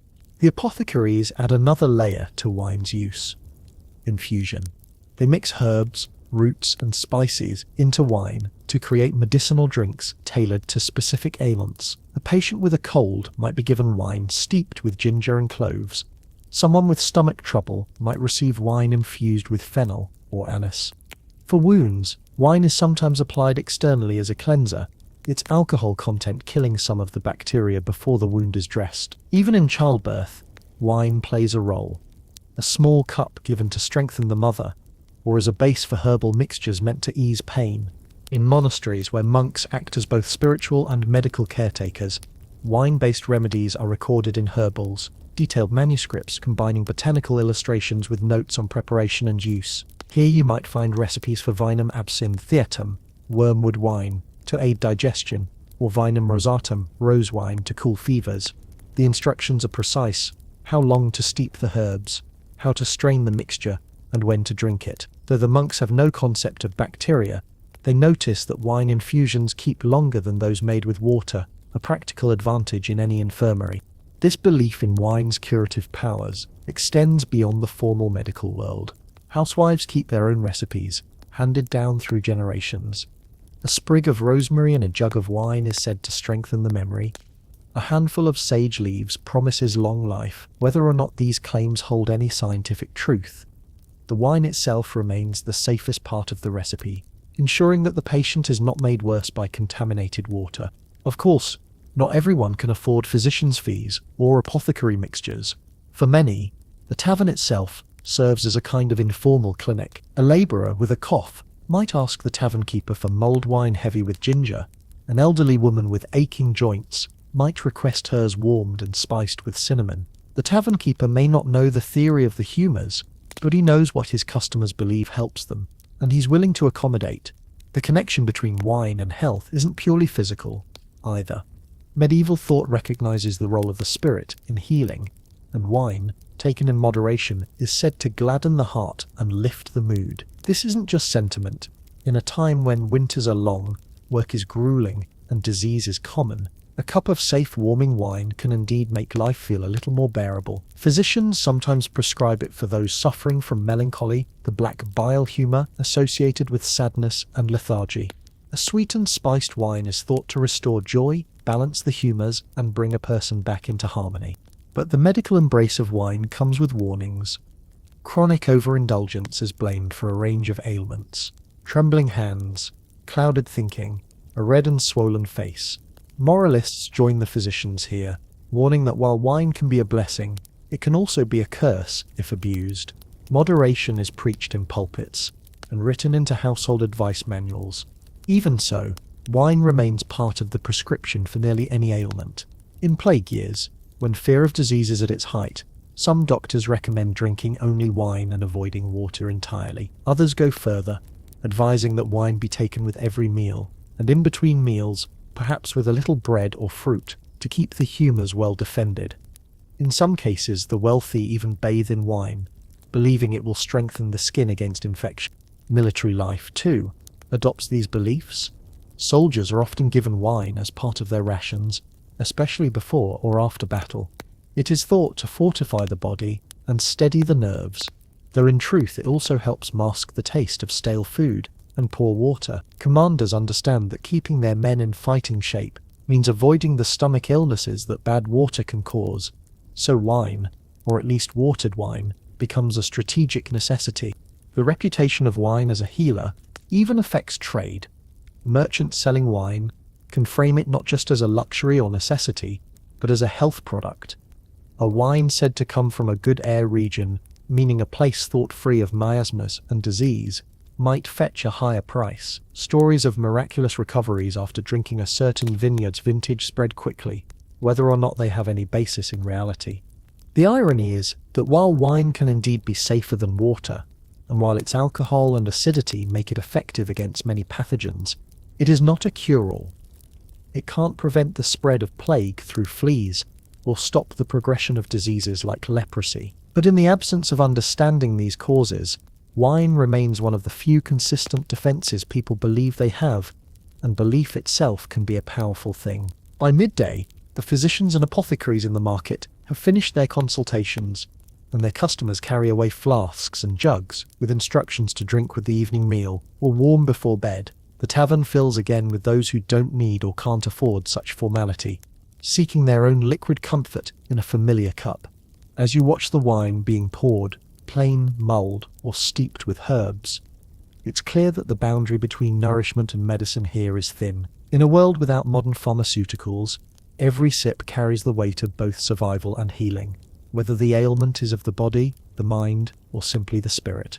And so wine's place in the medieval mind is cemented not just as a safer drink than water, but as a trusted companion in sickness and in health. It is the cup raised in celebration, the draught sipped at a sickbed, the warmth that steadies a trembling hand, a single answer to many needs, in a time when answers are few. The tavern door swings open with a blast of cold wind, and in step two men wrapped in cloaks, heavy with travel dust.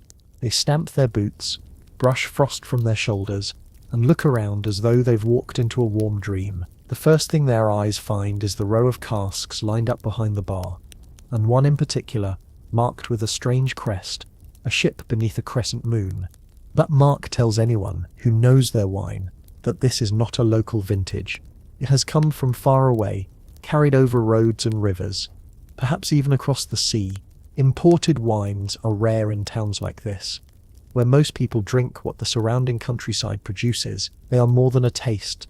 They are a story in liquid form, a link to lands most patrons will never see.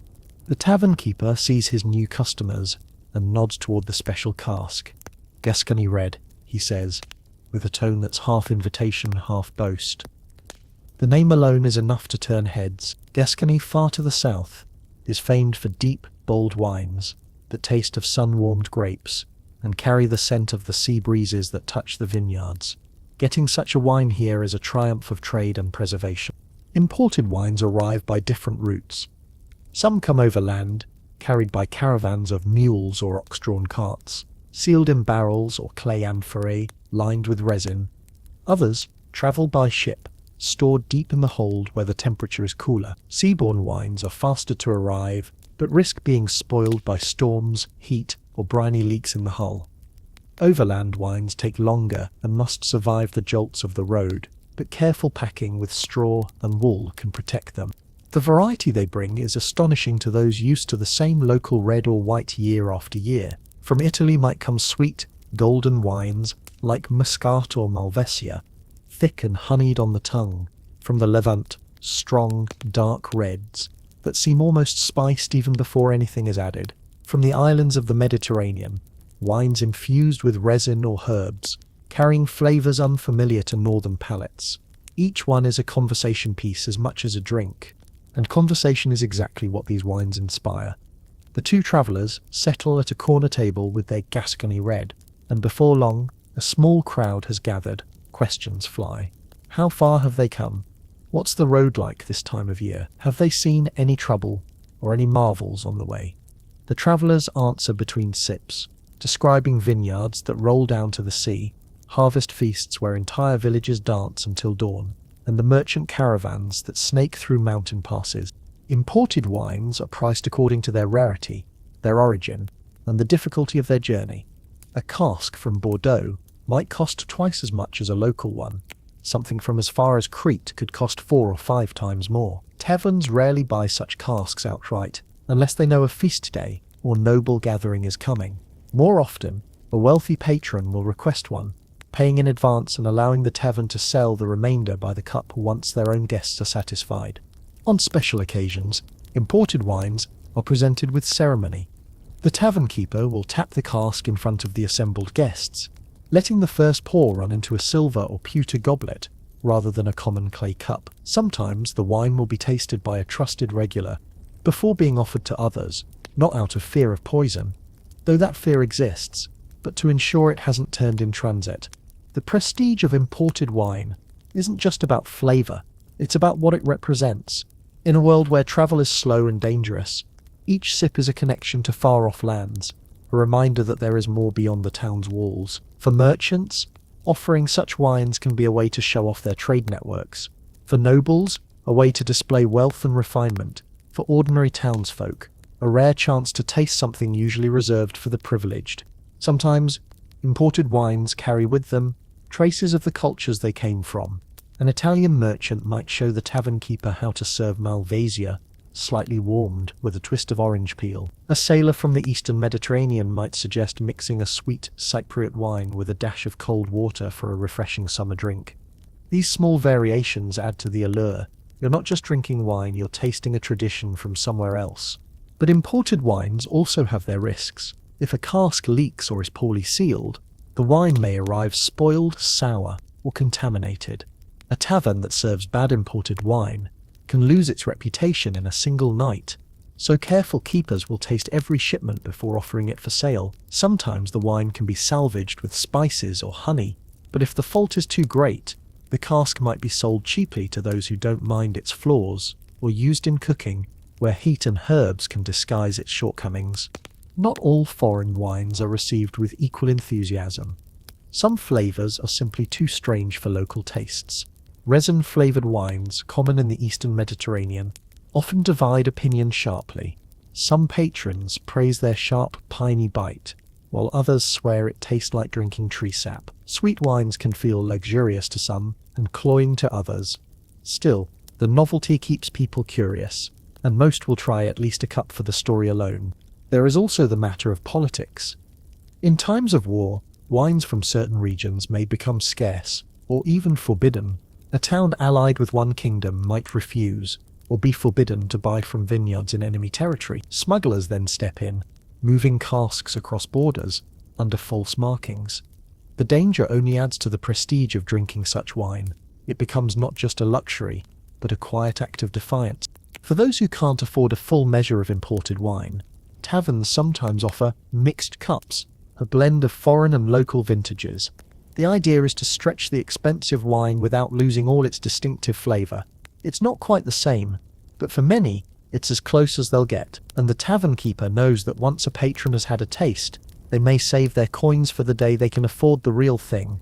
Imported wines also influence local winemaking. A vintner who tastes a particularly fine Bordeaux might try to replicate its style with local grapes, adjusting fermentation times, experimenting with blending, or changing the type of wood used in barrels. Over time, these borrowed techniques can raise the quality of even the humblest village wines, creating a ripple effect from one cask of foreign vintage. As the evening deepens, the Gascony red at the traveller's table grows lower. The crowd that gathered to hear their stories has thinned, but those who remain linger over their cups, savouring the wine slowly. One man, a carpenter, swears he can taste the sun in it. Another says it's the smoothest drink he's ever had. Whether these impressions are accurate or just the romance of the moment hardly matters. The wine has done what imported wine always does. It has given people a taste of somewhere else, and in doing so has reminded them that the world is larger than the narrow lanes they walk every day. The travellers pay for their cask, leaving enough behind to keep the tavern's best customers happy for another night or two. The tavern keeper rolls it carefully into the cool corner of the cellar, knowing it won't last long. By the end of the week, the last drop will be poured. The crest on the barrel just another memory, and the talk will turn to when or if such a treat might come again. And so imported wines, with all their risks and rewards, remain a thread in the fabric of tavern life. They bring variety to the palate, prestige to the house, and stories to the table. They are proof that even in a time when most people live and die within a day's walk of where they were born, a sip of something from far away can make the world feel both smaller and grander all at once. By the time you've sat through enough nights in the tavern, you start to notice that wine flows according to more than just thirst. There's an invisible hand guiding its sail and serving, not divine will this time, but the heavy, ink-stained hand of law. In the Middle Ages, wine isn't simply a matter of pouring and drinking. It's bound up in taxes, tavern rules, and local ordinances that can make or break the business of serving it. The first and most obvious layer is taxation. In many towns, wine is subject to gate tolls. The moment it enters the walls, a cart loaded with barrels will stop at the gatehouse, and the guard will note how many casks are coming in, sometimes even tapping the bung to verify the contents. A tax is levied per barrel, and the merchant either pays on the spot or records a debt that must be settled before they're allowed to leave town. These fees help fund everything from repairing the roads to paying the night watch, at least in theory. Some rulers take the system further, charging separate taxes for imported wines, luxury vintages, or wine sold in particular districts. Imported Gascony red might carry a double tax, justified by its foreign origin and higher price. Local wine might be taxed more lightly to encourage consumption and keep local vineyards in business. In port cities, a harbour toll is added before the wine even reaches the gates, each fee swelling the final price in the tavern. For the tavern keeper, taxes shape what's poured each night. If levies rise, imported wine becomes scarce, and the cellar fills with local vintages instead. Customers grumble, but most keep drinking. The alternative is unsafe water, and no one is eager to risk that. Sometimes, taverns will quietly buy untaxed wine brought in by smugglers, though this is risky. If caught, the punishment can be severe: heavy fines, public shaming, or even the loss of the right to sell wine at all. Beyond taxes, there are regulations about how wine can be sold. In some towns, taverns must use standardized measures, tankards or jugs marked to ensure customers get exactly what they pay for. Inspectors, often appointed by the town council or a guild, make rounds to check these measures and the quality of the drink. A tavern found watering its wine too heavily, or substituting inferior vintages under a famous name, can face fines or be ordered to close for a period. The law also dictates when wine can be sold. Many places have curfews for taverns, requiring them to close their doors after a certain hour to prevent late-night disorder. On holy days, taverns might be forbidden to open at all until after Mass, with fines for those caught serving early. In some especially strict towns, wine sales are banned entirely during certain religious observances, forcing taverns to make their profits before or after the blackout dates. There are rules about who can sell wine to. In larger towns, tavern keeping is often a licensed trade, overseen by a guild or directly by the municipal government. Becoming a licensed taverner means proving you have a clean cellar, proper storage, and the means to buy enough stock to serve customers reliably. The license itself is not cheap, and renewal fees ensure that only those who can turn a steady profit remain in business. Even with a license, the tavern keeper is bound by the rules of conduct expected in their house. In some places, they are responsible for their patrons' behavior. If a fight breaks out, or if drunkenness spills into the street, the authorities may fine the tavern or suspend its license. This makes the role of the tavern keeper part publican, part peacekeeper, and part informant. Officials often rely on tavern keepers to keep an eye on strangers, report seditious talk, and discourage gatherings that could turn political. Drunkenness itself is a legal concern. While moderate drinking is tolerated, even encouraged in place of unsafe water, excessive intoxication is seen as a threat to order. Some towns post guards near busy taverns to break up trouble before it starts. Repeat offenders may be fined, locked in the stocks, or in extreme cases banned from drinking in public houses entirely. The intertwining of law and wine trade also extends to the vineyards themselves. In many regions, vineyards are subject to protective laws designed to safeguard the local economy. Rulers might forbid the import of certain foreign wines during harvest season to ensure that local vintners can sell their stock. Conversely, in places where wine production is poor, authorities may encourage imports, even lowering taxes temporarily to keep prices within reach for the general population. The church, as in so many parts of medieval life, has a say in these matters too.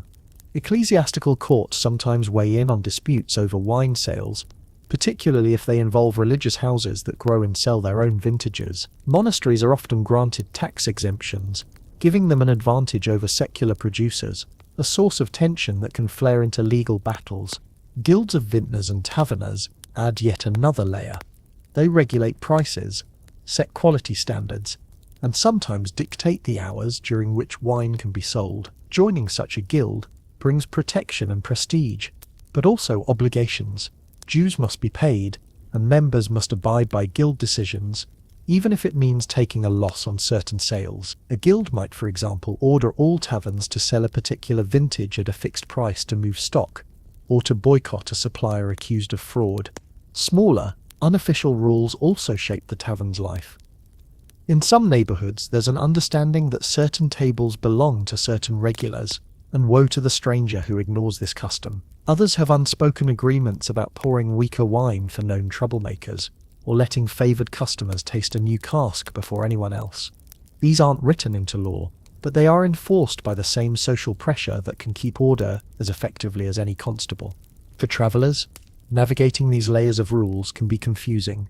A wine that's cheap and plentiful in one town might be scarce and expensive in the next, all because of differences in tax, law, or guild policy. A tavern that stays open until midnight in one place might be shuttered by dusk in another. Some travelers carry their own supply in flasks or skins to avoid these surprises, but most still end up in the local tavern eventually.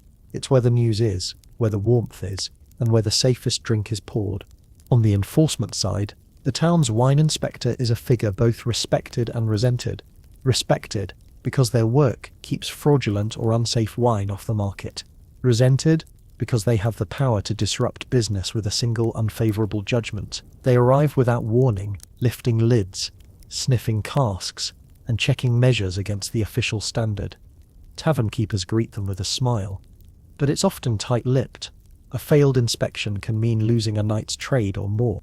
Taxes and regulations also influence the tavern's layout. In towns where wine sold by the cup is heavily taxed, some establishments encourage customers to buy by the jug and share among friends, reducing the per-cup levy. In other places, private rooms are offered for those willing to pay a premium, allowing the tavern to skirt certain restrictions on public drunkenness by framing the gathering as a private feast. None of this, of course, changes the fundamental reality: wine remains the preferred drink, because it's safer than the water, but the systems wrapped around it, the taxes, licenses, inspections, and rules, shape how it's served, who gets to drink it, and how much it costs. In a sense, the law becomes as much a part of the wine's flavour as the grapes themselves. When the tavern closes tonight, the keeper will count his coins, mentally setting aside what must go to the tax collector, what to the guild, and what to the merchant who supplied the casks.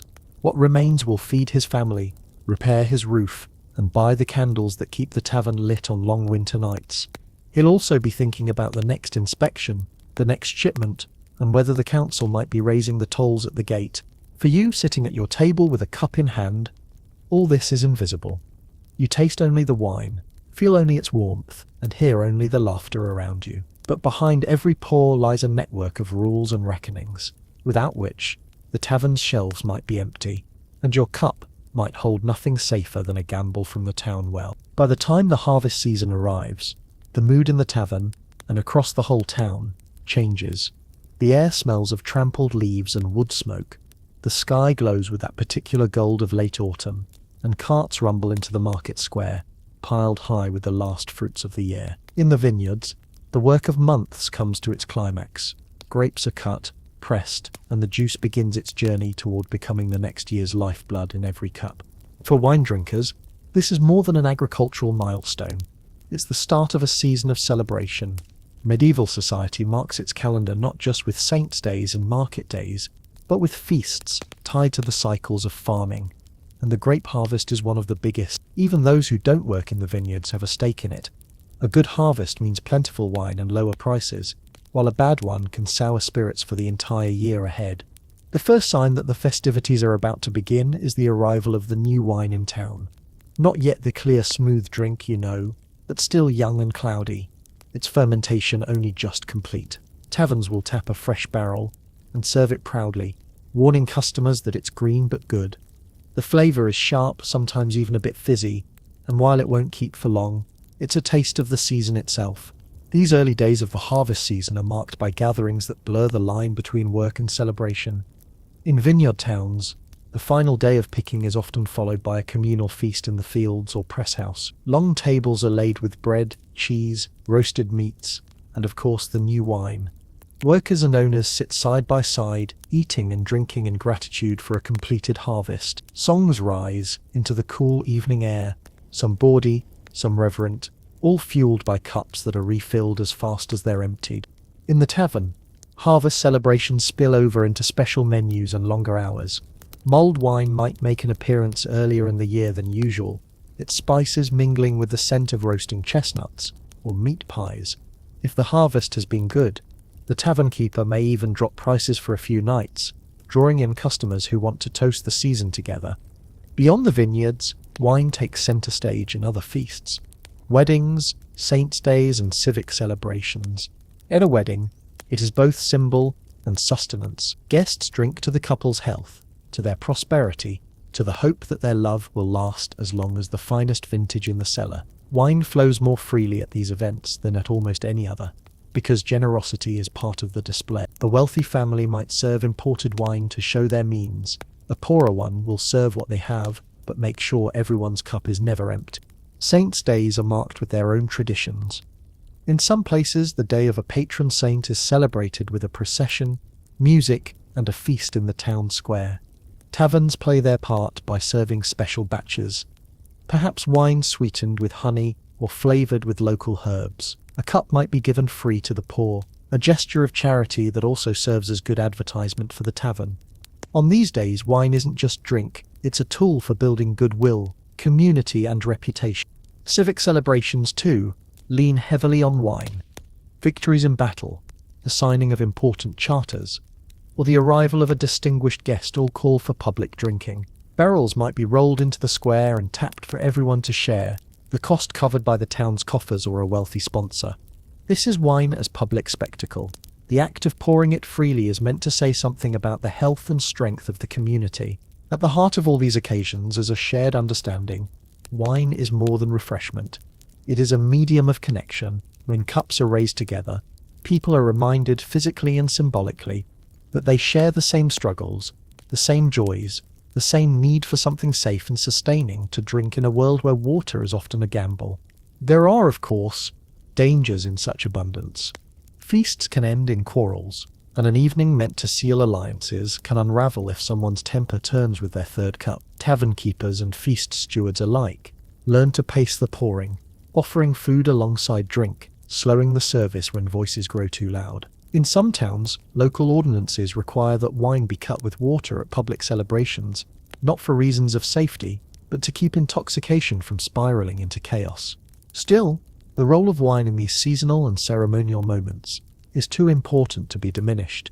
It carries layers of meaning, as a symbol of the year's work, as a token of hospitality, as a pledge of peace or goodwill. It is the drink of celebration because it is the drink of survival. The same liquid that keeps you safe from sickness also becomes the one you choose to mark your happiest days. In the tavern's back room, the cellar is reorganized to prepare for the season's demand. Barrels are rotated forward, and a few of the best are set aside for important nights. The tavern keeper knows the rhythm. In the weeks after the harvest, trade will be brisk, but come midwinter, the cellars must still have enough stock to see the town through until spring. Overindulgence in October can mean thin cups in February. The harvest also brings travellers, merchants, entertainers, even pilgrims who time their journeys to join in the celebrations. They bring news, stories, and sometimes foreign customs. A troupe from the south might introduce a new way of toasting, clinking cups 3 times instead of once. A merchant from the coast might suggest pairing the new wine with salted fish, creating a novelty that the locals take to immediately. These small exchanges weave the outside world into the fabric of local tradition. One particularly cherished custom in some vineyard towns is the blessing of the wine. On a set day after the harvest, a procession carries a jug or cask to the church where it is blessed by the priest. A small portion might be reserved for the altar, the rest poured out at the feast that follows. The belief is that this blessing ensures not only the safety and quality of the wine, but also the prosperity of the community in the coming year. Whether or not anyone truly believes the wine itself changes, the ritual reinforces the sense that this drink, more than water, more than ale, is the lifeblood of the town. When winter finally closes in, wine remains at the center of the social calendar. Feasts move indoors, taverns become the hub of warmth and light, and the wine that was celebrated at harvest now serves as the daily safeguard against illness. But the memory of the harvest lingers in every cup, a reminder that the community survived another cycle of work, risk and reward. The connection between wine and festivity is so strong that even in years of hardship, a poor grape yield, bad weather, or political unrest, people will find a way to mark the season. The wine might be thinner, the feast simpler, but the act of raising a cup together persists. It is not just tradition, it is a declaration of resilience. You realize, sitting in the tavern, amid the glow of lanterns and the sound of laughter, that these moments are as much about survival as celebration. Wine makes it possible to gather without fear of sickness from the drink, and gathering makes the hardships of the year easier to bear. It is a cycle as sure as the seasons. The vines grow, the grapes ripen, the wine is pressed, and the people drink, in thanks, in joy, and in hope for the year to come. The year turns slowly in a medieval town, the rhythm marked not by clocks but by seasons, feast days, and the slow passage of goods along the roads. Wine has been part of each of these moments, in the harvest's noisy joy, in the solemn hush of the church, in the heat of tavern arguments, and the laughter of long nights. But as you sit in the tavern now, in the depth of late winter, you begin to sense a shift in the air. Something is changing, and though it will take centuries to complete, it will alter the role wine has played for generations. It starts, as many changes do, with water. In most of the medieval world, the well and the stream have been risky places to draw a drink. The unseen threats of contamination have made people distrust plain water for daily use, even if they couldn't name the cause. But slowly, almost invisibly, some towns are beginning to improve their water sources. In larger cities, civic authorities dig deeper wells, line them with stone, and build better covers to keep out runoff. Wooden aqueducts, sometimes inspired by old Roman designs, carry spring water from outside the city walls to fountains in the squares. It's far from perfect. In many places the pipes are still made of wood or lead, and the fountains serve humans and animals alike. But the idea is taking root, that water can be managed, protected, even made safe, at least in certain places and times. When such systems work, they reduce the outbreaks of the summer flux that people once accepted as part of life. The connection between clean water and fewer illnesses is not yet scientific fact in people's minds, but it is becoming an observation too strong to ignore. For wine, this is both a challenge and a reprieve. On one hand, its monopoly as the safe drink begins to weaken. If water can be made clean enough to drink without fear, then wine becomes less of a necessity and more of a choice. On the other hand, wine retains its place in culture, religion, and celebration. People may one day drink water without worry, but they will still raise wine at weddings, serve it at feasts, and pour it at the altar. You hear whispers of other changes too. In some towns, brewers are refining their techniques, producing beer that keeps longer and travels farther. The introduction of hops, spreading from certain regions, means that beer can be stored without souring, making it a stronger rival to wine in terms of both safety and availability. Where beer gains ground, wine must hold its place, not by necessity, but by flavor, tradition, and the prestige of its origins. Trade is changing as well. Better roads, improved ships, and more stable political arrangements in certain regions mean that imported wines are less rare than they once were. A noble household might keep not just a single cask from Gascony, but a variety. A sweet Italian muscat for dessert, a strong Spanish red for the main course, and a light Rhine wine for summer afternoons. For the tavern keeper, this means more choices and more competition. If the townspeople have tasted many wines, they become choosier about what they'll pay for. Yet wine still holds a certain untouchable quality. No matter how much the infrastructure improves, water is never completely free of risk. Pipes break, wells run low, and contamination happens even in the best-run towns. In those moments, wine reasserts its old authority, the fallback drink that can be trusted when other sources fail. This resilience, built over centuries of necessity, ensures that wine will remain more than just another beverage. In some places, the authorities even mandate a reserve of wine for emergencies. Monasteries and civic storehouses keep casks set aside for use during droughts or disease outbreaks.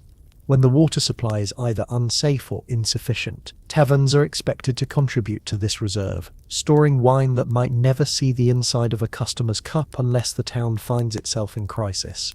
As sanitation improves, another subtle shift occurs. Wine's role as medicine becomes less about replacing unsafe water and more about targeted uses.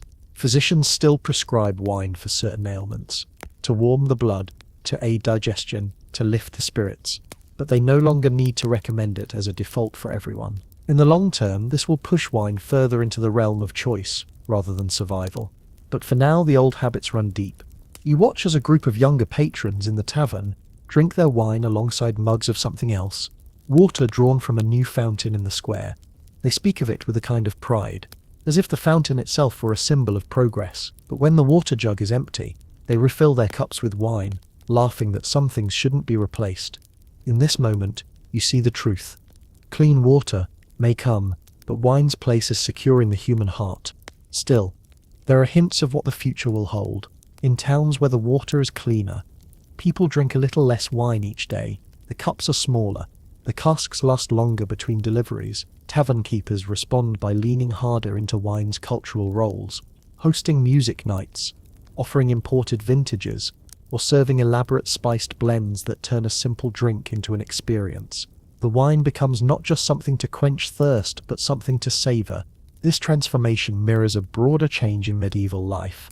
As technology, governance, and trade slowly knit together more reliable systems, survival begins to make room for enjoyment. Wine, once the shield against sickness, becomes part of life's pleasures, a reward after work, a centerpiece of hospitality, a token of respect between host and guest. And yet, when the spring thaw floods the streets, carrying with it all the waste that's been frozen under snow for months, you see the old world again. People avoid the wells, the fountains stand empty, and the taverns are full from morning till night. The young who once boasted of drinking from the fountain now return to their cups of wine without a second thought. It is a reminder that progress is uneven, fragile, and easily undone. You realize that this ebb and flow between necessity and choice, between survival and pleasure, will define wine's place for generations to come. It may no longer be the only safe drink in every town, but it will always be the one that carries history in every sip. The vines on the hillside will still be pruned each spring, the grapes harvested each autumn, the casks rolled into cool cellars, and the tavern doors thrown open to welcome the thirsty.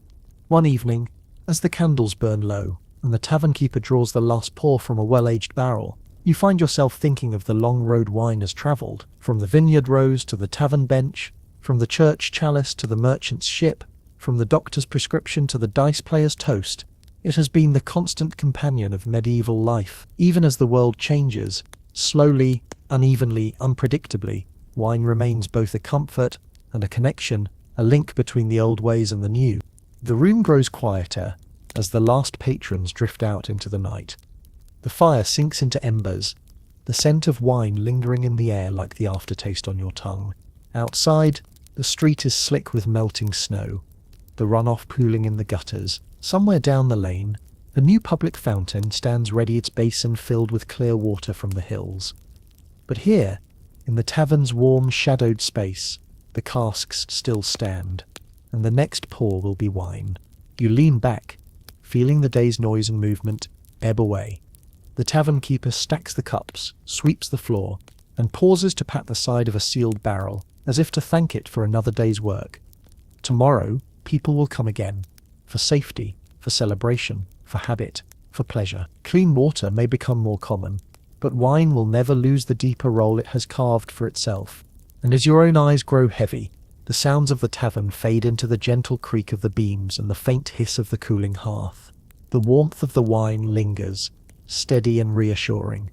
Whatever changes the centuries bring, some things endure: a raised cup, a shared drink, a promise of safety, and a taste of life itself. So now, let the images soften. See the tavern as just a glow in the dark, the doorway spilling light onto the cobblestones, the laughter and music within fading to a murmur. The barrels rest in their corner, cool and still, the wine inside waiting patiently for the next hand to pour it. Outside, the night air is crisp, but here, in your mind, the warmth remains. Let your shoulders relax as you imagine the quiet streets beyond the square, the moon hanging pale over the rooftops, the dangers of the day, the cold, the crowded markets, the questions of what is safe to drink, all feel distant now. You are inside, where the light is steady, the drink is certain, and the company is kind. Breathe in, as if catching the faintest trace of spiced wine from the hearth. Let it fill you with the same slow comfort that has carried people through so many winters. Picture your hands around the cup, the smooth curve of it, the slight warmth seeping into your fingers. There is nothing you need to do now but rest. Somewhere, a log shifts in the fire, and the embers glow a little brighter. The night moves on, but time in here is slowed to match your own breathing. Each breath, like each sip, is unhurried, steady, safe. When you are ready, you can let the last of the sounds fade.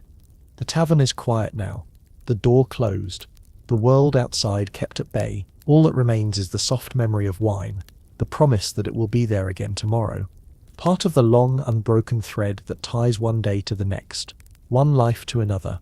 And in that thought, you can let go, knowing you've followed its story from the vineyard to the table, and now into a night of deep, easy sleep.